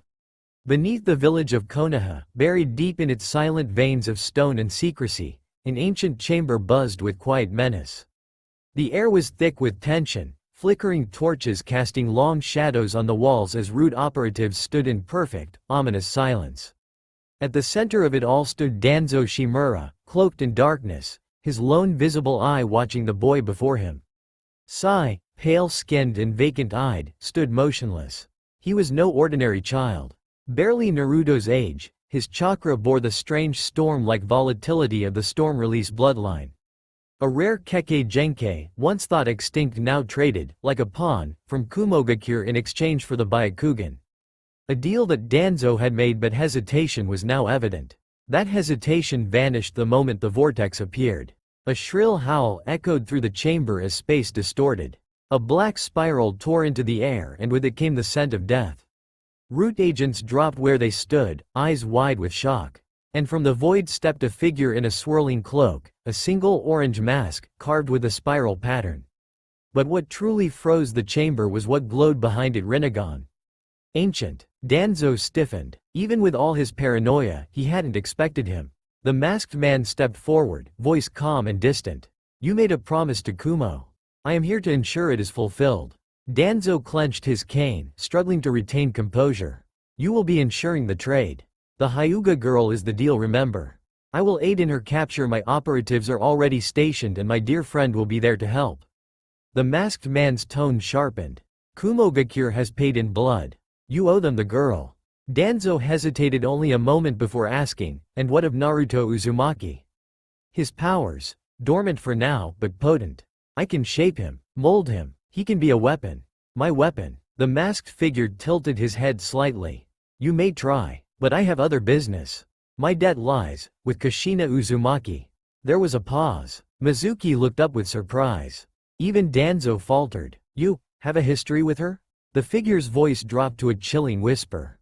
A betrayal, one I intend to correct. Danzo, sensing the cold finality in his voice, backed down. Very well, but at least assist in the capture. If Minato acts. No, the masked man Rinnegan flared. You will act, I will observe. With that, the vortex spiraled again, consuming the masked man into a void of nothingness, leaving behind only the flickering torches and the corpses of root operatives he had slain upon entry. Danzo stood still for a moment, then turned to Mizuki and Sai, his tone now grim and final. You both know your target. Naruto Uzumaki. Do not fail. Sai, this will be your first test, don't disappoint me. Sai gave no answer. He only stared, emotionless, a blade hidden in the shape of a boy. With all clan leaders summoned to the Hokage Tower, the village had grown eerily quiet. Streets were still, markets silent, and the wind carried a strange weight like the moment before a storm. Fugaku Uchiha, head of the Uchiha clan and commander of the Konoha police force, lingered behind with Sume Inuzuka and her trackers. His duty was to personally escort the Kumo delegate to the Hokage monument. But the man was not where he was supposed to be. Fugaku's jaw tightened as they arrived at the guest quarters. The guards out front stiffened unnaturally. Inside, the walls felt too cold, the air too still. The shadows in the corners stretched too far. Something was wrong. He stepped through the threshold with Sume at his side. Her hounds growled low, claws skimming the wooden floor. As they entered the main hall, Fugaku's gaze fell on the delegate seated at the center, relaxed. But it wasn't Dodai. It looked like him, sounded like him. But the moment Fugaku activated his Sharingan, every illusion peeled away. The chakra signature was different. Completely foreign. Who are you? He demanded. At once, the tension cracked. Kumo guards subtly shifted their feet. 3 of them were missing. His instincts screamed. Sume launched forward without hesitation, taking down 2 armed figures in a blink. The third rushed Fugaku with a concealed blade, but was instantly disarmed, his body crashing into the tatami mat with a thud. "Where's Dodai?" Fugaku snapped, slamming the imposter back. "Where is the real envoy?" No answer came. The building erupted into motion. Police operatives fanned out, breaching every room. What they found chilled them to the bone. Dozens of shinobi armed, silent, their expressions devoid of thought or recognition. Their movements were delayed, like puppets awaiting command. Sume gave the order to engage, but Fugaku's eye caught something strange. Their blades weren't clean, they were dulled. Their stances, wrong. Not shinobi. Not trained. "Wait," he shouted, stepping between the 2 forces. Sume's agents froze mid-motion. Fugaku's Sharingan spun violently. He focused on the chakra of the hostile figures. It shimmered, layered, deceptive. A genjutsu. Not one, but many layers. He released a surge of chakra, casting a mass dispel over the entire hall. Like ink dissolving in water, the illusion vanished. In place of enemy combatants were civilians. Young shinobi. Missing persons. All with wide, confused eyes, their limbs trembling as dull weapons fell from their hands. Sume staggered back. "No, these were the villagers? These are the ones who went missing." Fugaku didn't answer. He was already moving. Each second clawed at him. Dodai was gone, the real mission was already underway. As he stepped into the chill of the evening, his frustration surged. Sume handle this. Hyuga clan is in danger. He had to hurry and reach the clan. The forest near the Hyuga compound. The air was thick with anticipation, the towering trees casting deep shadows over the ancient temple gate where 3 cloaked figures waited. Their posture was rigid, composed Ryutsu Hyuga clan elder of the main branch, guardian of the old ways, now standing on the edge of betrayal. Their pale Byakugan eyes glowed faintly beneath the shadow of their hoods, focused on the path ahead. 4 figures emerged from the woods, led by a broad-shouldered man with dark skin and a calm, commanding presence.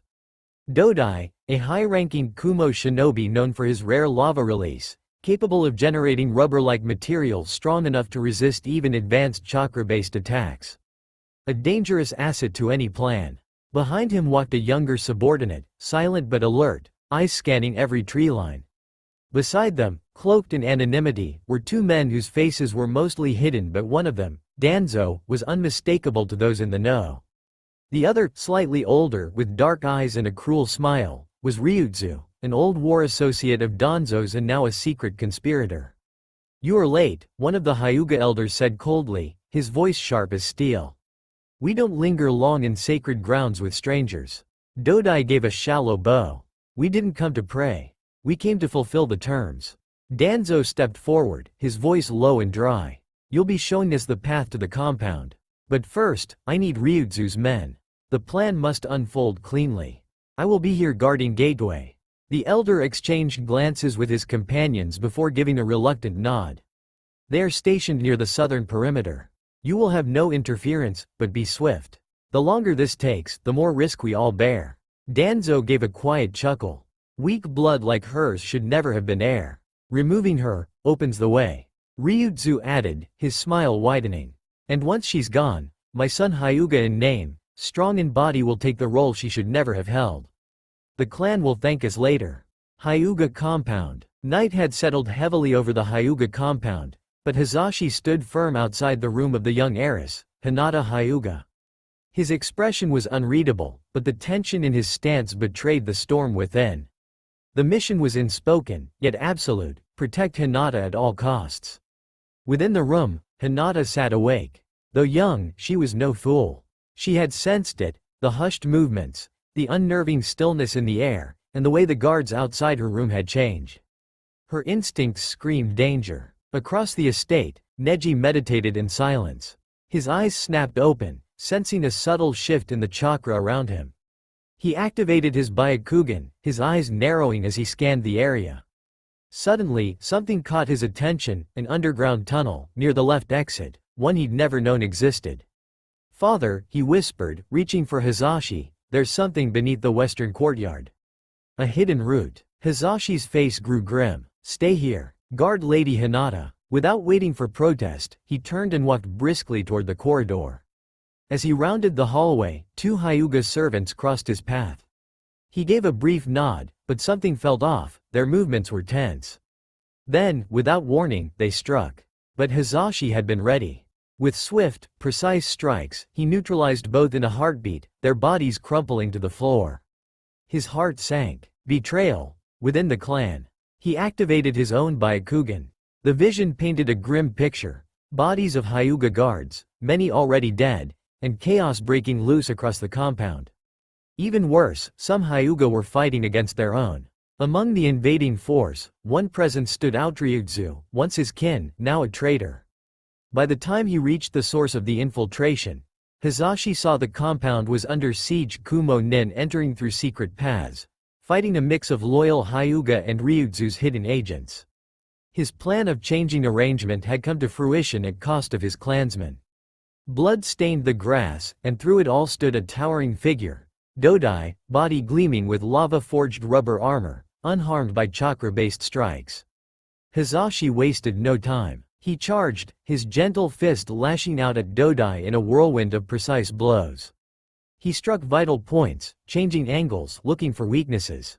But every blow hit that impenetrable armor. It was like fighting a wall. And yet, he didn't attack a singular spot knowing the weakness can be. In the shadows of the battle, Neji arrived, his breath caught in his throat. He had never seen the compound in such chaos, betrayal, flames, and steel all colliding. But what stunned him more was his father, battered, exhausted, still standing. Neji watched as Hizashi's blows failed to penetrate Dodai's defense, the man absorbing the strikes like a mountain.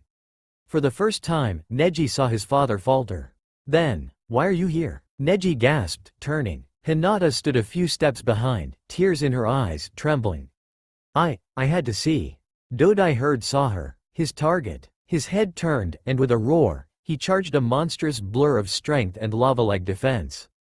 Hizashi tried to move, but it was too late. Dodai's massive strike thrown and stuck Hizashi into the ground, pinning him before Ryuzu. "I never wanted this," Ryuzu whispered, but his blade was merciless. With one clean blow, he pierced Hizashi's chest. Neji's scream caught in his throat. He felt the world collapse, but inside him, something ignited. His Byakugan flared like twin moons. He looked at Dodai, the towering beast whose armor had resisted everything except one spot. A faint, barely visible crack. His father's final gift. Neji moved. Dodai didn't even see him. With a spinning step, Neji launched himself, channeling all his chakra into one strike focused like a drill. The blow struck the crack in Dodai's chest. Dodai staggered, the armor split, and with a final palm thrust to the heart Neji killed him. Dodai's eyes widened, his body trembled, then he collapsed, the chakra armor crumbling with him. The battlefield went silent. The sounds of battle still echoed across the Hyuga compound as Fugaku Uchiha arrived, his sharp eyes taking in the scene. Kumo shinobi were still scattering, trying to escape through the smoke-filled air, but Hyuga shinobi and the Konoha police force, now flanking the battlefield, swiftly closed in on them, cutting off their retreat. The remaining attackers were subdued, bound, and dragged toward the center of the clearing. Among them, Ryuzu, the traitorous elder, was escorted forward, his defiance now shattered. But Fugaku's gaze was fixed on something else. He rushed forward, the image of his fallen comrade Hizashi Hyuga laying on the cold ground. His heart dropped at the sight of his old friend's body. Neji, kneeling beside him, was crying, his face streaked with blood. Fugaku, normally stoic, couldn't help but feel a pang of sorrow for his friend, his old teammate, whose life had been stolen in the blink of an eye. Neji's tears weren't the only thing that caught Fugaku's attention, though. It was the boy's eyes, Byakugan still glowing faintly, yet drained. And the boy's hands, trembling but resolute, held his father's body in a vice grip. "You did well?" Hizashi whispered. "You protected her? She's the hope of the clan." His voice faded, and Neji, tears falling for the first time. "He killed Dodai," one of the Hyuga shinobi murmured in disbelief. "Alone?" Fugaku couldn't help but stare, stunned.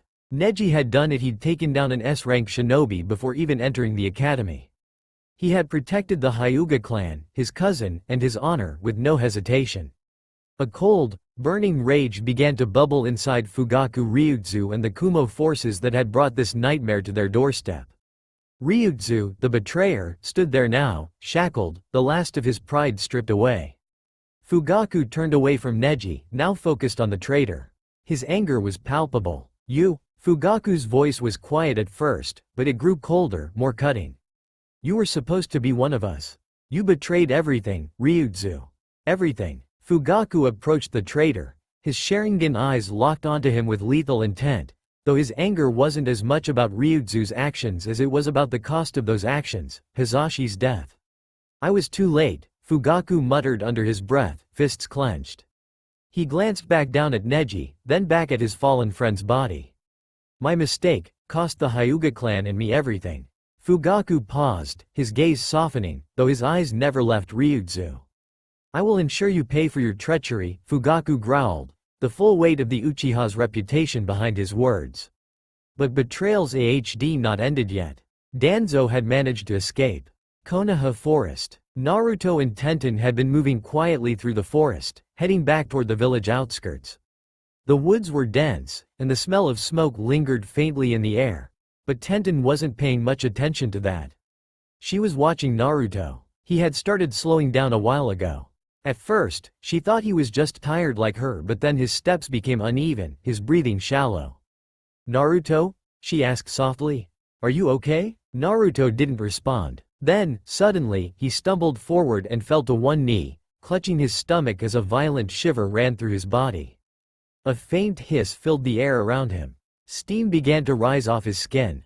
Naruto. Tenten dropped beside him in panic. Hey, what's happening? His eyes were dazed. He tried to speak, but no words came. His fingers clawed at the ground, and his whole body trembled as if something deep inside him was changing. Tenten had no idea what to do. His skin was burning to the touch, but not like a fever.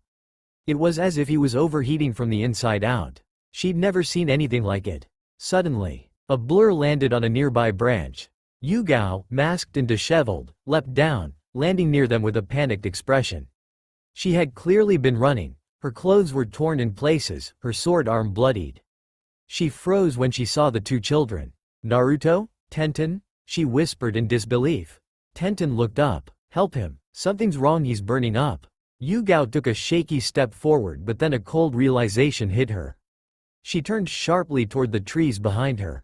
Too late. Shadows flickered. Figures emerged, dark silhouettes with malicious chakra.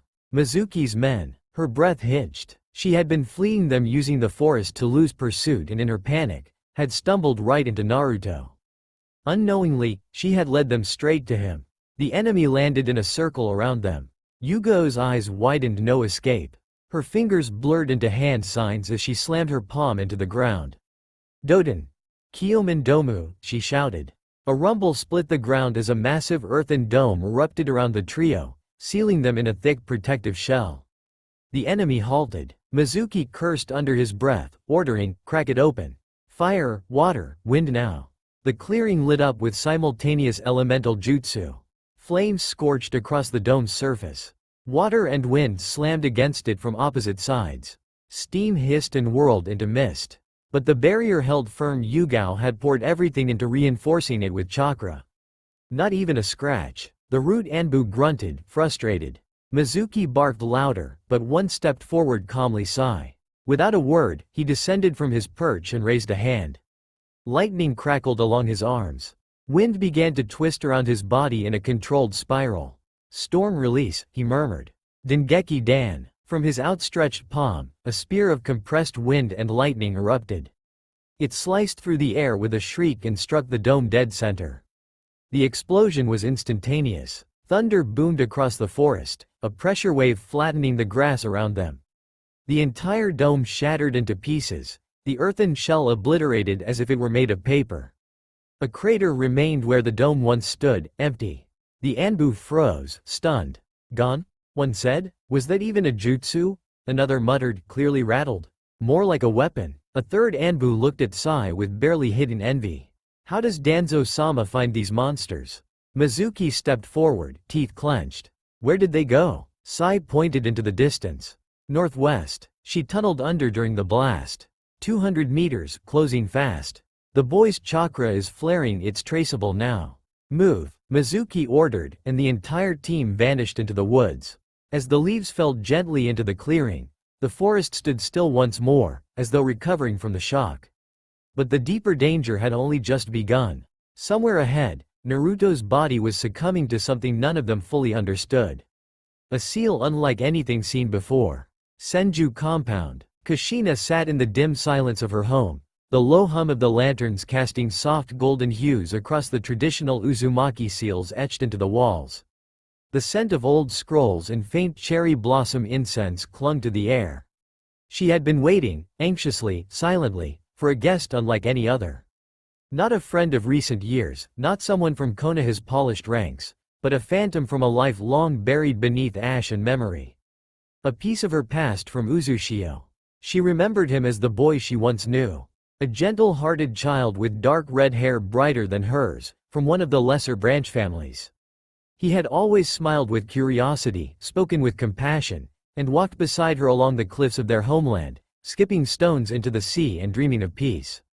Now, years later, all that remained of those sunlit memories were ghostly echoes. Her breath caught as the room chilled without warning. The shadows along the far wall twisted, deepened. Then he emerged, stepping silently through solid stone like a wraith. His body was draped in black. A jagged cloak moved like smoke around him. And there, glaring from beneath a cracked mask, was a single Rinnegan eye, cold, timeless, and utterly wrong. His chakra was vile, oppressive, unnatural, yet beneath it, like a fading scent in the wind, Kushina sensed a remnant of what once was. Her lips parted, her voice low but firm, laced with disbelief and mourning. "I always knew you didn't die in the destruction," she whispered. The words were not accusation. They were sorrow. A painful hope finally confirmed, and yet, as she looked at him now, Kushina knew. The boy she remembered was gone. The masked man chuckled, a crooked, unsettling thing beneath the cracked porcelain of his mask. His lone Rinnegan eye glowed faintly in the candlelight, reflecting the swirl of ancient power and bitterness inside him. "You haven't changed," he said, his voice deep, almost hollow, distorted, like it was echoing from another world. "Still so rooted in the past. But I'll admit, I underestimated you." He slowly turned his gaze across the room, taking in the faded wall hangings of the Uzumaki crest, the sacred ceiling tags inked in spiral patterns, the traditional layout of the home, married now with Konoha's sterile, modern utilities. An electric light above flickered once, as if disturbed by his very presence. "This place," he muttered, "still clings to its forgotten pride. The traditions of Uzushio buried beneath concrete and compromise." Then his tone shifted, almost reflective, as if recalling a memory long locked away. "We were the only ones chosen by the Hagoromo seals," he said, voice low, yet charged. "Our blood, our souls marked by the Sage of Six Paths himself. Do you remember how the village rejoiced when the seals awakened in us? As if we were divine. They said it hadn't happened in generations, and when it did, it was us." He took a slow step forward, and the floor creaked beneath him. "You were celebrated as the princess of Uzushio. Honored, worshipped, the chosen envoy who would carry the legendary seals and bring peace to the shinobi world, to stop the war." A sharp pause. "But you never came back," he said, voice suddenly colder, quieter, sharper. "You were sent out with the village's hope, and instead, you sided with those who burned it to the ground." His words hung in the air like blades. But behind them was something else. Pain. Betrayal. "I tried." Kushina's voice cracked, a soft, trembling sound in the stillness of the room. "I begged them, at the cage summit. I stood there, surrounded by every leader of the great nations, and I begged them to listen. To stop the war. But they were already afraid." Her eyes lowered, filled with distant pain. "Afraid of us. Afraid of what the Uzumaki could become." The masked man, his lone Rinnegan eye glowing softly in the shadows, took a step closer. His voice was laced with accusation, heavy with long-buried bitterness. "Your seal had powers to manipulate the will of others. You were knitted for a reason." "No," Kushina screamed, stepping back. Her hands trembled as her chakra flared briefly, fiery strands of red hair floating upward. "I never had such a seal. I never awakened it." The masked man paused, stunned. For the first time, uncertainty rippled across his otherwise ghost-like face. I was never the chosen one, Kushina said bitterly, her voice now low, resigned. The Hagoromo seals are 6 seals only manifest in the few true heirs, and at that time, you were the only candidate in the village, but being of a common family made the elders anxious. She turned toward the wall, unable to face him, her voice growing quieter. To maintain balance? To ensure the main house kept its control. My father the Azukage lied to everyone. He told them I had awakened the seal. He turned me into a symbol. A false envoy of peace. But in truth, her voice caught in her throat. It was just a way to send me away. A way to protect the clan line. The masked man took a shaky breath, as though the air around him had grown heavy. He muttered. You were never had the seal? Kushina slowly nodded, his expression twisted with disbelief and grief. All this time, I thought you were the hope of the clan. That you had been chosen. That they abandoned me, because you were the future. He let out a bitter laugh, filled with heartbreak. But I see it now. My powers, they were the hope. But they were never nurtured. Never guided. I was labeled dangerous, feared, exiled. He looked at her, voice softer now, trembling with the weight of betrayal. It was all sacrificed, just to save you. Kushina closed her eyes, her breath uneven. I realized something was wrong. But I didn't know better back then. I was young, lost, and I did what I was told. The silence that followed stretched like a wound. Pulse of the Hagoromo seal was there. Another seal had awakened, if not you then. My son, she replied. The masked man chuckled bitterly, a low sound echoing behind the porcelain facade. No use for you, then, he murmured coldly, stepping forward. Kushina didn't flinch. His gloved hand reached out, pressing firmly against her abdomen, the last adamantine seal of the Uzumaki, her final inheritance from the clan's ancient bloodline. His chakras surged, unraveling it with a hiss of dissolving kanji and flickering crimson energy. But the moment the seal vanished, everything changed. The room pulsed. A second layer of seals hidden, exploded to life across the walls, floors, and ceiling. Glowing blue scripts swirled to the surface like veins of light, forming a perimeter of pure Uzumaki barrier technique. His rinnegan dilated. Chains of binding chakra erupted from the hand like serpents, snapping around his whole body, blur of blinding chakra. He snarled, "You trapped your sea. You can't escape this blast radius," Kushina whispered, her voice low but steady. Not this time. The masked man's expression hardened, the truth dawning. It was a trap, layered beneath the guise of surrender, her final act of resistance. "And you'll die with me," he said, a flicker of something, resentment passing through his voice. "I never planned to leave," Kushina whispered, eyes shimmering with pain. "If I couldn't protect my son in life, I'll protect what remains with my death." The chakras surged, the light intensified, but the masked man moved, just in time. With a snarl, he cut down, severing his bound arm at the seal point. Blood splattered, the hidden Kamui seal etched deep within his body. Space, he vanished. A split second later the explosion hit. The entire Senju compound was rocked as a dome of crimson energy detonated, ripping through stone and soil alike, its shockwave splitting the night sky like thunder. The Hokage Tower. Minato Namikaze's eyes flew open. He felt chakra, Kushina's, fading. Then the blast. From the heart of the Senju compound, a pillar of light and smoke climbed high into the night sky. "Kushina," he breathed, voice breaking. The forest echoed with urgency. Two groups tore through the treetops, shadows flickering between the branches as the race toward the Senju compound intensified. In the lead was Yugao, silent and focused, her body a blur as she leapt from tree to tree. On her back, Naruto hung unconscious, wrapped tightly in sealing cloth and chakra restraints. Following close behind, Tenten gritted her teeth, her breathing heavy, but she kept up. Years of chasing pranks, escaping and relentless physical training had forged her into a swift and nimble kunoichi. Even now, her muscles screamed, but she pushed harder. Behind them, shadows moved with silent menace, Anbu operatives, swift and relentless.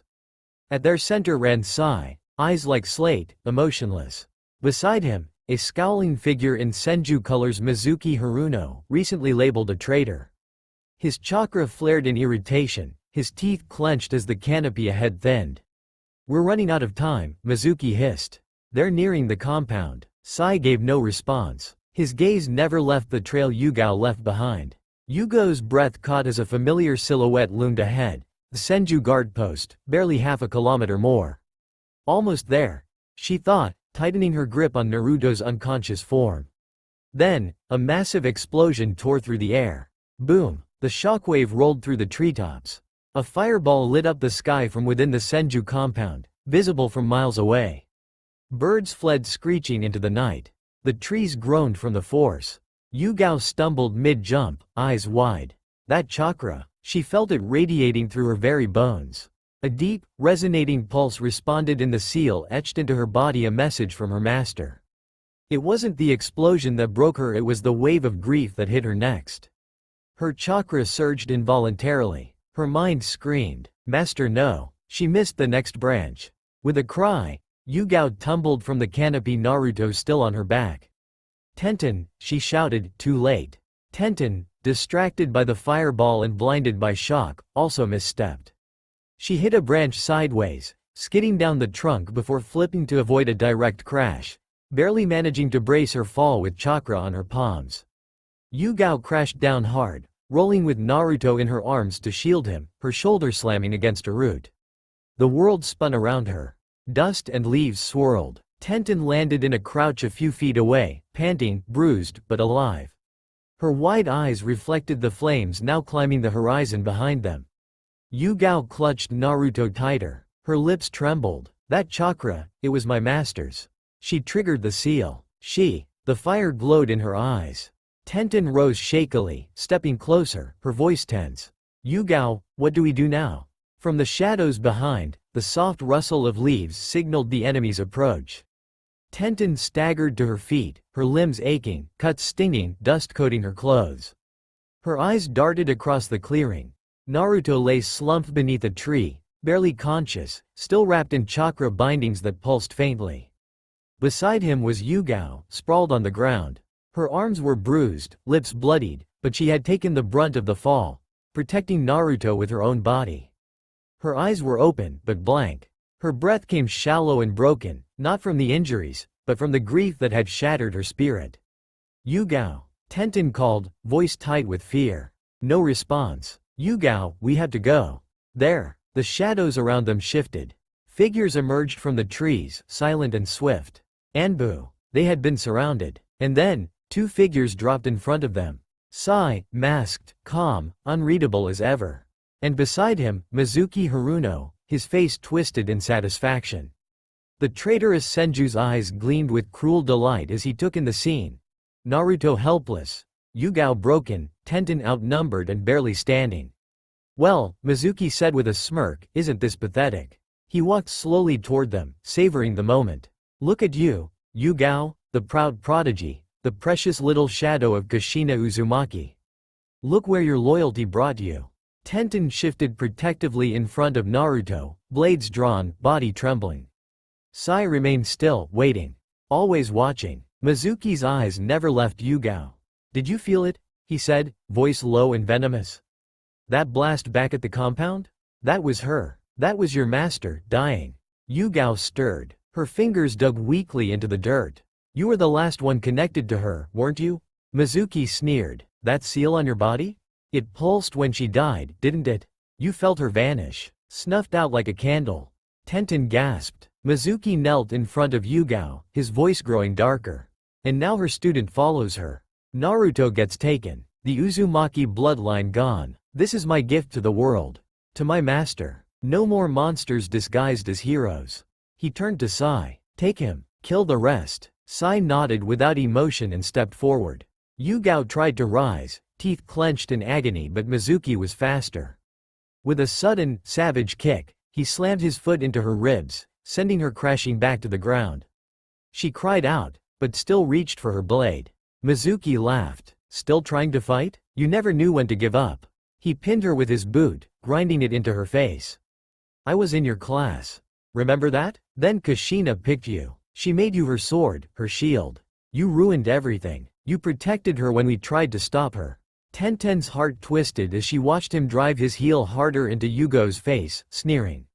"You chose the enemy. You became the enemy." Yugo's voice was weak, but steady. "If protecting her, Meant betraying, then yes. I'd do it again. Mizuki's smile cracked into rage. Seeing Yugao being bitten and collapsing, Tenten stood frozen, terror flooding her chest. But then, she saw him. Sigh. Her breath hitched. Her body stiffened, as his cold, expressionless gaze passed her without pause, locking instead onto Naruto. Her blood ran cold. She turned sharply. Naruto was trembling, his face flushed a dangerous red, breath shallow and ragged. Strange, inky black seals coiled across his skin like crawling vines, pulsing with unstable chakra. Her eyes widened, but fear gave way to resolve. Her heart hardened like steel. I won't let him fall. I won't lose my friend. With one smooth motion, she pulled a kunai and hurled it at Sai. He deflected it easily, his wrist flicking with surgical precision, still not even fully looking at her. But now, he turned. His attention shifted. Good, she thought. Tenten launched forward, her hand flashing a smoke bomb to the ground. Gray mist swallowed the space between them, and she moved like a shadow, low, fast, precise. Another kunai in hand, she aimed straight for his ribs. But through the haze, his hand snapped out and caught her wrist mid-strike. Even blinded, his instincts were honed, merciless. His cold eyes stared into hers, unblinking. Yet, Tenten smiled. You missed the important part, she whispered. Fizz. From her hand dropped the kunai's handle, jumping away, revealing the hidden paper bomb wrapped tightly around it. Fizz. Boom. The explosion tore through the mist, scattering dirt and flame. Sai leapt back mid-blast, narrowly escaping the full radius, his clothes singed and eyes narrowing. When the smoke cleared, Tenten stood tall in front of Naruto, bloodied but unbroken. Gone was the terrified girl from moments ago. Now, she radiated a fierce, unwavering killer intent. I won't let you take him, she said, eyes like daggers. If I have to die here, so be it. Sai, though his expression remained unreadable, tilted his head slightly, curious. He had expected her to flee. At worst, freeze in fear. Never had he imagined she would stand her ground, let alone fight, and gain the upper hand, however briefly. But it was pointless. They were surrounded. Only she had managed to arm herself. Naruto, barely conscious, turned to her with pain-filled eyes. His voice was barely above a whisper as he pleaded, Run, Tenten. Please, leave. Sai, now standing across from them, finally spoke, his tone detached yet almost cautionary. Step away. You're no match for me. But neither of their warnings mattered. Tenten didn't move. From the shadows of a distant tree, the masked man appeared, wounded, his right arm gone. Yet his presence was silent, his chakra cloaked so carefully that none of them noticed. He watched the unfolding chaos with a sinister calm, his lone Rinnegan eye locked onto Naruto. The seal inside the boy's body was still dormant, but barely. It was growing, feeding on the boy's pain. He nearly trembled with excitement. Tenten remained steadfast, defiant. Nothing, no threat or pain could make her yield. Sai moved. A flurry of hand signs. A burst of lightning chakra. The attack tore through the air and struck her with brutal force. Tenten screamed as electricity surged through her body. She collapsed to her knees, smoke rising from fresh burns along her arms and shoulders. Sai took a step forward, only to pause. She was moving again, slowly, painfully, but she stood. Everyone stared in stunned silence. Yugao flinched. She was trembling, but on her feet. Burned, battered, but still standing. Naruto watched through blurred vision, his heart hammering. The pain in his chest was growing unbearable. It was as if the seal was latching itself to his heart, feeding on his chakra, surging through his veins like wildfire. He recognized this. This was how an Uzumaki's chakra awakened through unbearable agony. But it was too soon. His vision swam with tears and pain, not just physical but emotional. Seeing Tenten, seeing Yugao beaten, something in him was unraveling. No, awakening. And the seal responded. It evolved, feeding on his suffering. The masked man, still hidden, observed with glee. The boy's destiny was beginning to write itself in blood and pain. Sai gritted his teeth. He felt it now, humiliation. His last attack hadn't held the same force, but it should have been enough to break a mere girl. And yet, her will stood untouched. He moved again, this time with deadly intent. But before he could strike, something shifted behind Tenten. Naruto's seal, until now dormant, reactivated in a flash of sensation that pressed on the air like a sudden change in pressure. A surge of chakra radiated from him, raw, wild, and overwhelming. The ground trembled slightly as the pressure rose. Everyone paused. Even the masked man, hidden in the trees, widened his lone Rinnegan eye. A pulse echoed everywhere so dense it captured attention of all sensor in village. Senju compound. Chaos gripped the compound. The fire from the blast raged, smoke curling into the sky as villagers watched from a distance, the Hokage's house reduced to rubble. Water-style users struggled to contain the flames. Minato stood too close, unmoving. The ruin before him was all that remained of Kushina. She was gone. Grief and guilt washed over him like a wave, freezing him in place. Behind him, Naruto and Menma clung to Tsunade, their tear-streaked faces buried in her cloak. On a nearby rooftop, Kakashi observed the scene, tense and silent. Then, a pulse. Faint, but undeniable. Minato's eyes widened. Naruto. Konoha Forest. The seal etched into Naruto's hand glowed, its markings reshaping, ancient symbols appearing and aligning with precision as if unlocking in real time. The masked man leaned forward in delight. Yes, the time and variation symbols, it's happening. He could barely contain himself. It's evolving, faster than expected. Then, movement. Sai launched forward, blade drawn, aiming to strike Tenten down in one fluid, merciless blow. Gasps rang through the clearing. But Naruto was there. He moved in a blur, his instincts acting before thought. He caught the blade mid-swing with his bare hand. Blood ran down his fingers, but he didn't flinch. His grip didn't loosen. Naruto's eyes locked with Sai's. Cold, focused, absolute. He turned, lifted Tenten gently, and placed her by a nearby tree with quiet wound healed instantly. I promise. I will protect you, he whispered. He looked ahead, Yugo's struggling form. Without delay, he rushed forward. Sai stepped in to cut him off. Then something impossible happened. As Naruto moved, a faint trace followed him, like a flicker of motion. Sai expected an afterimage, but it attacked. It turned mid-run and struck him hard, sending him reeling. That wasn't an afterimage, Sai muttered, shaken. Naruto didn't stop. More of those images broke off from him as he sprinted, each one charging independently. They converged on Mizuki, attacking from every side. Mizuki, caught off guard, stumbled under the relentless assault, forced into retreat by what looked like a dozen perfect Narutos. High above, the Anbu observed in silence. They had drawn weapons, ready to intervene, but they hesitated. None had seen this before. These weren't normal clones, and they weren't illusions either. The masked man watched with barely contained excitement, analyzing every movement. They're real, not chakra divided. He's not splitting his power, it's branching ability of time. It's unsustainable, it takes toll on chakra, but each one strikes with full weight. And still, Naruto was not finished. There's more inside him, the masked man thought. Potential beyond this display. But time was slipping. If I want him, this is the opportunity. As the Anbu launched their assault, Naruto's copies responded in kind. But instead of vanishing, they multiplied as real ones.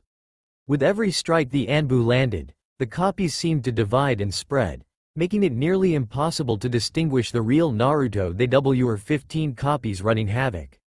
Even skilled sensory nin found it impossible to pinpoint the original among them. Mizuki, caught in the chaos, managed to destroy 2 of the copies, only for 3 more to appear from behind. Sai, too, found himself faltering, his confident strikes now replaced with hesitation. The tide had shifted. The hunters were now surrounded by one boy. Yugao, now clear of danger, slowly opened her eyes and took in the battlefield. She saw Naruto, wounded, exhausted, but still fighting with sheer number, his relentless copies pressing the advantage. But even now, he couldn't win alone. She could see that. He needed help. He needed her. A quick glance at Tenten, sleeping peacefully at the base of a tree. Yugao had vowed to fulfill, to protect Kushina's son. Her promise. She rose to her feet. Those who saw her step forward froze. Everyone in the clearing knew what Yugao was capable of, and what she might become when pushed.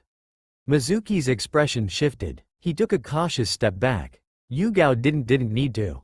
Instead, she reached behind her and pulled twin shuriken from her pouch, unraveling razor-thin ninja wire between her fingers with practiced precision. Using the trees around her as anchors, she launched into motion, silent, graceful, deadly. Kunai and shuriken flew in elegant arcs, the wires dancing between trunks like the web of a masterful spider. Her technique was flawless, controlled chaos. Naruto understood immediately. Sensing her plan, he began to bait the remaining Anbu into the trap, forcing them to move toward the forested edge. The copies swirled and struck with perfect timing, guiding the enemies like herded prey. The masked man, still observing, watched with sharp fascination. She's manipulating the battlefield, with elegance and precision. Every wire, every angle is accounted for. This is more than coordination, it's trust. His gaze narrowed. Naruto was also moving according to traps laid. They're adapting on instinct. Dangerous. As one Anbu stepped into position, a trap sprang shut. Dozens of wires snapped taut, yanking him into the air, immobilized like an insect in a web. More followed. Naruto continued his push, fading into the forest as the illusion of overwhelming numbers disoriented the attackers. He was buying time, wearing them down. But just as it seemed the battle was theirs, Sai reappeared, his blade flashing toward Naruto's chest. Naruto barely twisted out of the way, a shallow cut blooming across his ribs. Blood spilled, but he remained standing. They locked eyes. Sai struck again, unleashing a bolt of lightning chakra from his hand, a crackling spear of energy hurled with deadly precision. Naruto responded instantly, his remaining copies intercepting the strike. One by one they absorbed the blow, each vanishing in sparks, shielding the original. Then Mizuki made his move, charging at Yugao, blade drawn. But this time, she was ready. With her sword in one hand and ninja wire in the other, she countered with flawless technique. She parried his strike, danced around him, then lashed the wire forward. It wrapped around Mizuki's weapon, then his arm, then both legs, tightening in an instant. He was trapped. Naruto, seeing his opening, surged forward. His remaining copies exploded into motion, surrounding Sai from every direction. Fists, feet, and kunai rained in, forcing Sai back until one final blow knocked him clear across the field. The silence that followed was sharp and sudden. The enemies were down. Naruto and Yugao stood in the center of the battlefield, bloodied, breathing hard, but victorious. As the battle ended and all of Danzo's men lay trapped or unconscious, a strange unease settled over the clearing. Naruto tensed. He felt it, something dark, malicious. His eyes scanned the broken battlefield. "Show yourself," he shouted. The presence kept vanishing and reappearing, just beyond the edge of his senses, until suddenly, he turned. And it was right behind him. A man in a cloak and mask stood silently, the air around him heavy and cold. His presence sent a chill down Naruto's spine. "Excellent," the masked man said, voice eerily calm. "You can sense me, just like your mother could." Naruto's fists clenched. "Who are you?" "I'm here to take you home, Naruto," the man said, his voice turning almost mockingly gentle. Naruto backed away, trembling. The man reached out, but a blur of motion came between them. Slash! Yugo's blade passed through him, harmlessly. The masked man didn't even flinch. Yugao placed herself in front of Naruto, eyes never leaving the enemy. "Stay away from him," she said coldly, stepping in front of Naruto. Then, turning to him with a firm voice, "Listen carefully, Naruto. He's on a completely different level, and he's the one responsible for your mother's death." The masked man laughed softly, amused. He watched Naruto with calculating eyes. The boy's shock twisted into grief. That blast his mother chakra he felt hollow and then hardened into pure, burning hatred. "Brave," the masked man murmured, observing the boy, stepping forward. Yugao attacked again, but he caught her blade with ease, yanked her forward with shocking strength, and hurled her aside. "Naruto," she screamed. Naruto charged in, attacking with raw fury. But again, his attacks passed straight through. The masked man's foot drove into Naruto's chest, sending him crashing into a tree. The bark cracked from the impact. Dazed, Naruto saw him approach, hand extended once more. Closer. Swish, thunk. A tri-pronged kunai flew through the air and embedded itself in a nearby tree. The masked man froze. He turned sharply. "He's here." Before he could react, a blur of yellow light flashed between them, and a hand caught his wrist. Minato. The yellow flash stood tall, eyes locked on the masked figure. "I know your chakra," Minato growled. "You were there. In the house. You murdered my wife. And now you came for my son." The masked man slipped free, reappearing way from Minato. But Minato didn't move. His instincts screamed to strike, to kill, but one wrong move could cost Naruto his life. He glanced back at his son, still slumped against the tree. The masked man's eyes flicked to another body, Sai. Without a word, he moved. A swirl of black space enveloped the masked boy's unconscious form, and both vanished into nothingness. Minato cursed under his breath. He couldn't stop him, not today, but at least, Naruto was safe. He turned toward the battlefield. The ground was torn, the air thick with smoke and ash. Fallen Anbu littered the forest floor. Mizuki was down. The traitors were defeated, and among them, Yugao, injured but breathing. Tenten too, unconscious but alive. They had done it. They had protected his son. Minato rushed to Naruto's side, dropping to his knees. His son was unconscious, his small body bruised, bloodied, but alive. The fourth Hokage gently brushed the hair from Naruto's face. I wasn't there to save your mother. But I am glad I reached here for you, this time. He sensed numerous Senju shinobi arriving, scanning the battlefield with sharp eyes. They were led by Kakashi. The battle was brutal. We were too late, Kakashi said grimly as he appeared before Minato, his expression masked but heavy with guilt. Minato placed a hand on his shoulder, his voice calm but resolute. It's all right. They're safe. That's all that matters now. Take Yugao, Naruto, and Tenten for immediate medical attention. Arrest the rest. His gaze locked onto Mizuki, who was barely conscious, crawling through the rubble. The sight filled Minato with fury, but he remained composed. He wouldn't let emotions control him. Not now. Today had been a long day, full of betrayal, sudden attacks, and unimaginable loss. Many had given their lives. Without another word, Minato vanished in a flash of light, leaving the battlefield behind.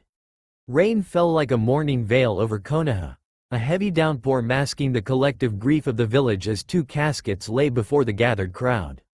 Today, the village buried not just two shinobi, but two legends, Kushina Uzumaki, beloved wife of the Hokage, and Hisashi Hyuga, a protector of his clan to the very end. Under the ceremonial arch, Minato Namikaze stood draped in his Hokage cloak, his face unreadable behind a mask of duty. The soft hum of thunder rolled in the distance as he addressed the crowd, his voice steady but hollow. They gave everything for the future of this village. And we will honor them, by protecting what they died for. Farther back in the crowd, standing beside Tsunade, were Menma and Naruko. Naruko sniffled, her small hand clinging to Tsunade's kimono sleeve, eyes red. Menma, however, stood rigid, a storm of resentment behind clenched teeth. His eyes flicked toward the casket, then toward his brother in the distance, and narrowed. Naruto, alone and soaked in rain, stood at the edge of the gathering with a single white flower in his hand. His clothes clung to his skin, his face pale but emotionless. He tried once, just once, to step forward and lay the flower before his mother's grave. But a tall Senju clansman stepped in his way, subtle and silent, and no one noticed. Naruto didn't speak. He didn't fight. He simply stepped back and stood still, a shadow outside his own family's mourning. Then came a voice behind him. Soft, steady, stand tall. Yugao Azuki knelt beside him, her hand gently resting on his trembling shoulder.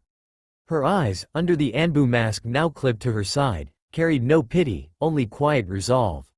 This is your mother. No one can take her from you. Walk with me. Side by side, they stepped forward. The crowd watched, whispers rising like the steam from the wet stone. He shouldn't be here. It's because of him, isn't it? The words cut deep, but Naruto didn't flinch. Yugao stood tall beside him, hand never leaving his shoulder. And when he knelt before the casket, he laid the flower down with quiet reverence. Then, a shift in the air. The crowd parted as a procession of Uchiha entered, elegant, composed, united in mourning. Leading them was Makoto Uchiha, eyes calm and solemn as she approached Naruto. Your mother was my dear friend, she said softly, kneeling before him. And I promised her something. That you would never be alone. She turned, gesturing to the children beside her. This is my son, Itachi. My daughter, Kiyomi. And these are their cousins, Shisui and Obito, his brother same age as yours. You should come visit us, Naruto. You're always welcome with us. Itachi and Shisui gave a respectful nods, Obito a warm smile. Kiyomi simply stepped closer, offering him a small wrapped dumpling in silence. Naruto's voice barely emerged, "Thank you." Meanwhile Fugaku Uchiha, clad in formal clan robes, stopped beside him after a moment of stillness. He spoke, his voice low. "Jiraiya has entered the village." Minato's expression didn't shift, but his eyes narrowed slightly. As the crowd thinned and the sky grew darker, a battered figure ran toward the graves. Tenten, bruised and bandaged, arrived late with Rock and her family. She stopped beside Naruto and grabbed his hand without hesitation. "You're not alone," she whispered, her voice raw. Her father, noticing Naruto's soaked figure, took off his coat and placed it gently over the boy's shoulders. "Come with us. You shouldn't be out in this alone." They turned to leave, and Naruto went with them with heavy hearts. From the podium, Minato watched. Saw the boy walking away with another family, a sight that twisted something deep in his chest.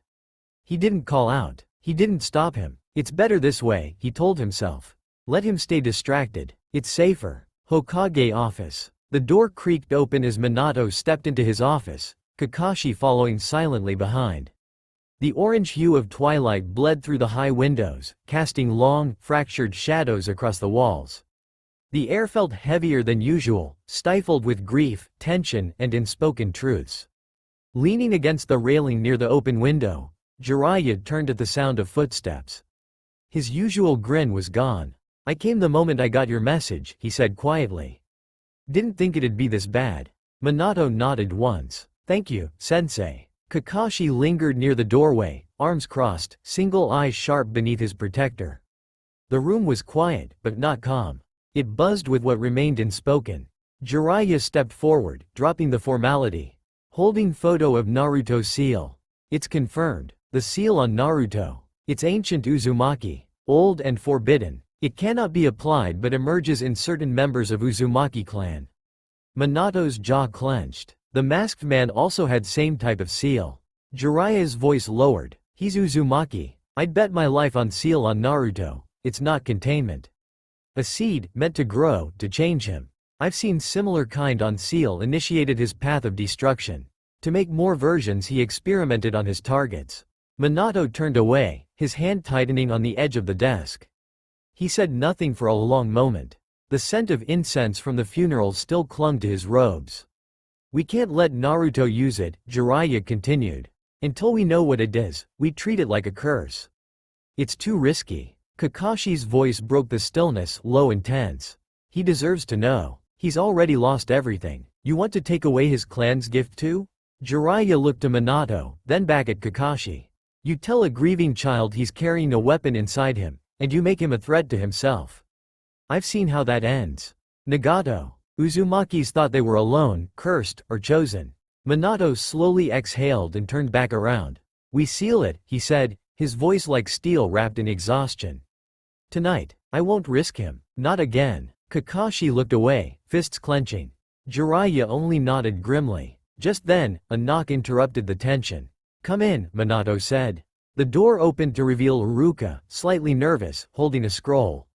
"Lord Hokage. The Academy's orientation begins tomorrow. I'm here to collect the finalized enrollment list."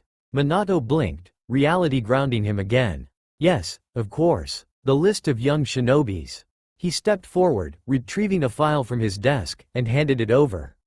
Jiraiya glanced at the list in Uruka's hands, then back to Minato. "My godchildren's first day of shinobi training.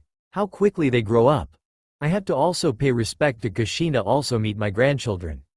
Smiling a bit, Tenten House. As they neared his doorstep, Naruto's steps grew slower, heavier. The laughter from while ago still echoed faintly behind him, but he didn't feel like he deserved it. He stopped, his hands clenched by his sides. The words burned in his throat. He turned to face Tenten's family and bowed deeply, his voice barely above a whisper. "I'm sorry. For everything. For dragging Tenten into danger. I didn't mean for her to get hurt. Maybe it's better if we're not friends anymore. She's safer that way." There was a beat of silence. Then, thwack, Tenten's fist landed on his head. Not hard, but enough to make his eyes widen. "Idiot," she muttered, cheeks red. "Say that again and I'll really hit you." Naruto blinked in shock. Tenten's mother sighed, rubbing her temples, while her father just chuckled softly. That girl chose to protect you. Not because she had to. But because she wanted to. That's what friends do, her father said firmly. We raised her to stand by her convictions. And she did. Before Naruto could respond, Rock hoisted him up in a sudden, awkward bear hug. You're one of us now, Naruto. Family doesn't abandon each other over a few bruises, he declared with a grin. Tenten looked away, arms crossed, but Naruto caught the faintest smile tugging at her lips. Inside the house, laughter resumed. Over warm food, Naruto felt something unfamiliar settling in his chest, a fragile but comforting warmth. Not happiness exactly, but maybe safety. Rock grew curious, pressing Naruto for details about the masked attacker. Their parents exchanged glances but said little. The tension returned for a heartbeat, something left unsaid, something dangerous, but quickly passed. As lunch came to an end, Rock stood up with a stretch, nudging his father, who carefully picked up a thick, weathered bag resting near the door. Come on, Naruto. Tenten, we've got one last stop, Mr. Higurashi said with a quiet smile. Tenten narrowed her eyes at the bag. What's in that? More training supplies? Naruto tilted his head, curiosity clear on his face. It has scrolls. But Mr. Higurashi only chuckled softly, his expression unreadable. You'll see soon enough. Let's talk when we get to your house, Naruto. There was something in his tone, gentle but firm, that silenced any more questions. Jonin meeting Hokage office. The chamber of the Hokage was lit with cold, flickering light, shadows dancing along the walls as the leaders of Konoha took their seats in grim silence. Present were the heads of every major clan, the elite Jonin, and trusted advisors. The air was heavy, not just with tension, but with the scent of betrayal. Minato stood at the center, draped in his white and red Hokage cloak. The usual warmth in his expression was absent. We begin now. This village is bleeding. I will not let it rot from within. He motioned to Shibi, who stood and gave his report. Kumo Shinobi used delayed-release poison, intentional suicide to prevent interrogation. We recovered 2 alive, thanks to Tsunade's guidance and my Kakaichu. They are unconscious. Minato nodded, then gestured toward Inoichi. Rogue Anbu showed multiple layers of mental sealing, tongue locks, memory erasure, chakra encoding. Deep-rooted. Someone planned this far in advance. Inoichi's eyes narrowed. These weren't simple field operatives. They were embedded, known the village. Minato's tone darkened. And they knew all routes. Which means we may not be dealing with just foreign infiltration. Someone within our walls, someone high enough, helped them. A few clan heads exchanged wary glances. That brings us to Ryutsu and Mizuki, Minato continued. Only 2 captives left capable of speech. Ryutsu was a senior logistics officer with access to mission rotas and Anbu deployment schedules. Mizuki, just a grunt, but clearly planted. Hiyashi stepped forward, calm yet firm. Ryutsu is Hyuga elder. Interrogation by Yamanaka risks exposing clan secrets. I request this be handled internally. Minato studied him, then gave a single nod. Granted. The Hyuga will conduct the interrogation, under observation by Inoichi. I want a report by midnight. He turned to Ibiki, who stood in silence near the wall. Mizuki is yours. I want the full list, contacts, meetings, directives, anything. Torture him, make sure he knows Konoha will never tolerate any spy. Ibiki simply bowed, the promise of pain hanging in the air like smoke. Minato then shifted his gaze to Shikaku and Inoichi. All intelligence tied to Kumo is to be reviewed. I want to know if they acted alone, or if they had help. Look for old deals, forged papers, shadow accounts. Anything. He moved toward the map laid out on the table. And now, the message to Kumo. He looked at Jiraiya and Choza. You two will deliver it. A warning. We demand reparation for the attempted kidnapping of a Hyuga heir, and a halt to all border movements within 50 kilometers. Jiraiya raised an eyebrow. And if they don't listen? Minato's voice dropped. Tell them Konoha remembers the Third Shinobi War. And this time, their village won't even survive. Gasps stirred across the room. The third Hokage would never have dared to threaten war. But Minato had seen what peace without strength had cost them. Before this ends, we will uncover every traitor. I want all communications logs from the last year reviewed. Civilian, shinobi, merchant, everyone. I'm assembling a covert investigation unit under my direct command. No clan, no council member, no shinobi is exempt from scrutiny." A long silence followed. Even the most arrogant heads lowered their gaze. No one doubted Minato's capabilities as he adjourned meeting. He had to be in an important place now. New 4th Hokage Mansion. The living room buzzed with quiet anticipation as Minato stood before his children, Naruto, Naruko, and Menma, joined by Tenten and her father, Tenji Higurashi. Afternoon sunlight spilled through the windows, casting golden patterns across the floor. The ordinary-looking bag beside Minato's feet held something far heavier than its weight: memories, promises, and the lingering warmth of someone dearly missed. "These were made by your mother," Minato said gently, his voice carrying both pride and a soft ache. "Kushina worked with Master Higurashi to design something personal for each of you. She wanted you to have these the day you began your journey as shinobi." Tenten blinked, surprised. "Aunt Kushina thought of me too?" Minato smiled, nodding, then handed out 4 scrolls, each sealed with Kushina's crimson wax mark. "Go on," he said. "She'd want to see your smiles." Naruko tore hers open like a birthday present. Inside was a gleaming tri-pronged kunai, sleek, perfectly balanced, with a modified chakra seal etched along the handle. Minato raised an eyebrow as he watched, amused. "She altered my Hiraishin seal. That kunai can summon me to your location." Naruko's eyes sparkled. "Like a real-time dad summoning jutsu? Only for emergencies," Minato added quickly. But Naruko was grinning, for the first time in weeks. She turned the kunai in her hands like it was the most precious thing in the world. Minato caught the glint of her joy and felt a knot in his chest begin to loosen. "Thank you, Kushina." Tenten opened hers next, carefully unrolling the scroll. Her eyes widened at the contents: chakra reactive training weights, a set of reinforced restraint bands, and at the bottom, a small pile of colorfully tagged exploding seals. Minato squinted. "Are those prank tags?" Tenji cleared his throat. She said Tenten needed equipment to develop taijutsu and the tools of distraction to continue the legacy. "Auntie knew me too well," Tenten laughed, scooping them up before anyone could object. Naruko leaned in and whispered, "Don't use those in class." "No promises," Tenten grinned, already scheming. Naruto was quiet as he opened his scroll. Inside was a chakra saber, sleek and silver blue, the Uzumaki swirl etched into the hilt. It shimmered faintly in the light. "This is like white fangs," Naruto breathed, running his fingers over the blade. Minato smiled softly, reading, "She said you had always admired him. She hopes that one day you'd create your own name like him." Naruto gripped the hilt tighter, his voice catching just a little. "Thanks, Mom." Finally, Menma unrolled his scroll. Silence. Inside was a small, tightly sealed jar. No weapons, no special tools, just a jar. "Is this some kind of joke?" Menma muttered, lifting it. He popped the lid and recoiled. "Seriously?" Tenten chuckled. "Guess your mom thought you needed more flavor." "Shut up." Menma snapped, cheeks flushed. "I don't need any gift. I'm already perfect." But even as he scoffed, he didn't put it down. His gaze lingered there, and for a fleeting second, something shifted in his expression. Confusion, doubt, maybe even a sliver of hurt. Minato approached him, calm and steady. "There's more to that gift than it seems."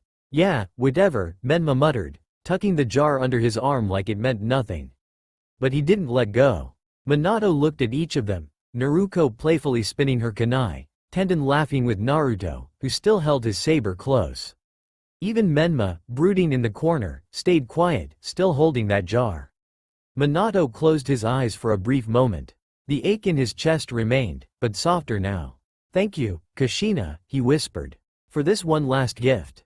Danzo Room Senju Compound. Danzo sat motionless in his underground chamber, the faint glow of ceiling scripts pulsing gently on the walls. He sipped his now lukewarm tea, eyes narrowed.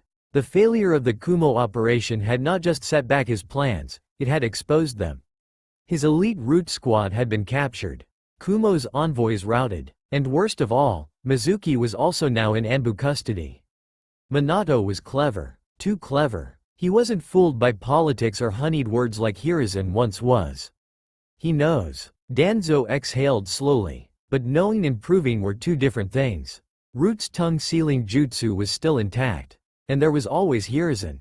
The doors to the chamber flung open with a storm of chakra and fury. Hiruzen entered, his aged face a storm of disappointment, rage, and pain.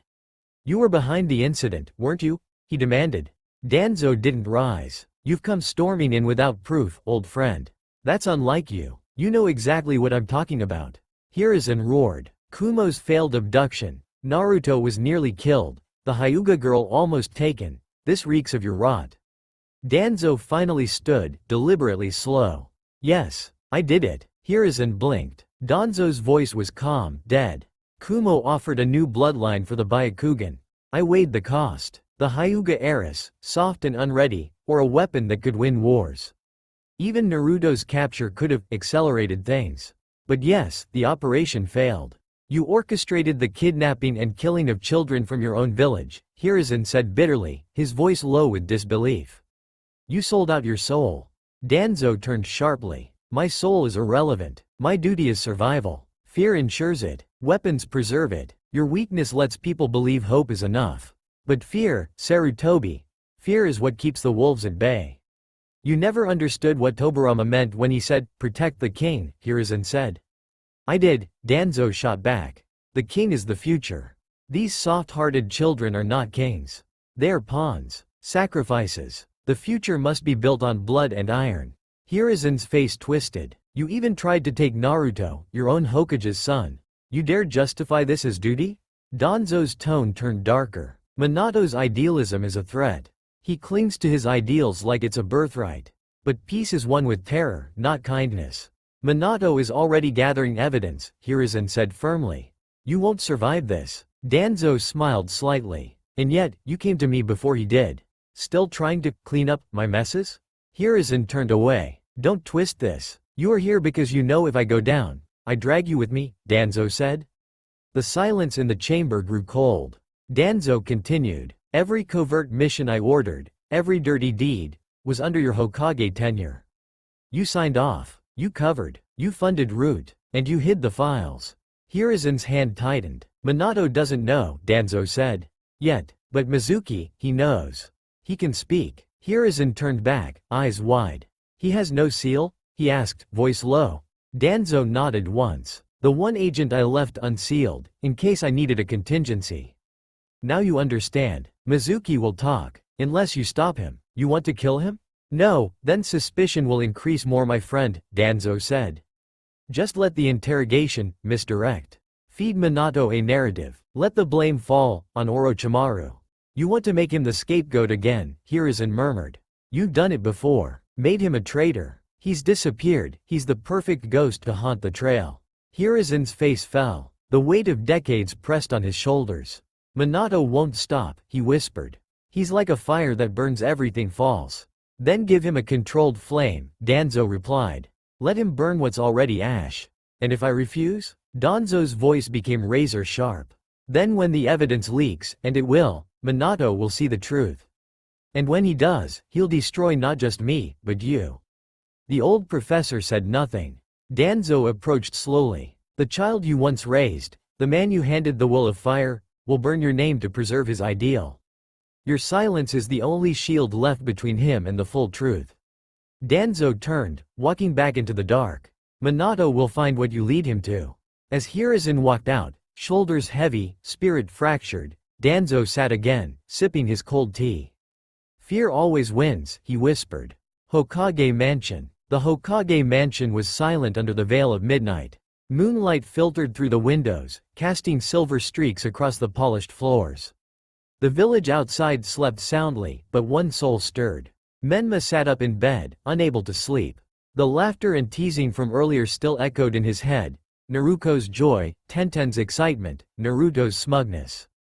And that stupid jar. With a huff, he got up, walking quietly through the dim halls until he reached the small study room. He placed the jar on the table, the same one he had scoffed at earlier. The wax seal was already broken, but the contents untouched. A folded piece of parchment was tucked inside. He pulled it out slowly, hesitating before unfolding it. The handwriting was unmistakable, elegant, looping, vibrant. His mother's. "My dearest Menma, I thought long and hard about what gift to give you. You have all the weapons you could ever want, and more jutsu at your fingertips than most your age could dream of. So I decided to give you something different. I remembered a little boy, always getting into trouble alongside his brother. But unlike him, you didn't have that miraculous healing, and you didn't like doctors. You'd pretend to be fine, even when you weren't. You only came to me when the pain was too much to hide. You'd cry, not because you were weak, but because you trusted me. And so I'd use my special ointment, my own blend.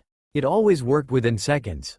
Not because it was magical, but because of the love behind it. This is that same ointment. It may not look impressive, but it's made from ingredients passed down through Uzushio healers, enhanced by my chakra. It'll heal wounds fast, even if I'm not there to apply it. So please, always take care of yourself, Menma. I may not be by your side forever, but my love will always protect you. Your loving mother, Kushina Uzumaki. Menma blinked, the words blurring slightly. He set the note down with trembling hands. His chest ached with something he couldn't quite name. In the silence of the night, no one was there to see him. No one to hear the faint, shaky breath he released, or the single tear that slipped down his cheek. He reached for the jar again, not in frustration, but reverence. I miss you too, he whispered, barely audible. And for the first time in a long while, Menma didn't feel like the strongest, the fastest, or the perfect heir. He just felt like a son, loved. That's all for now. If you enjoy this video, then please like, share and do comments.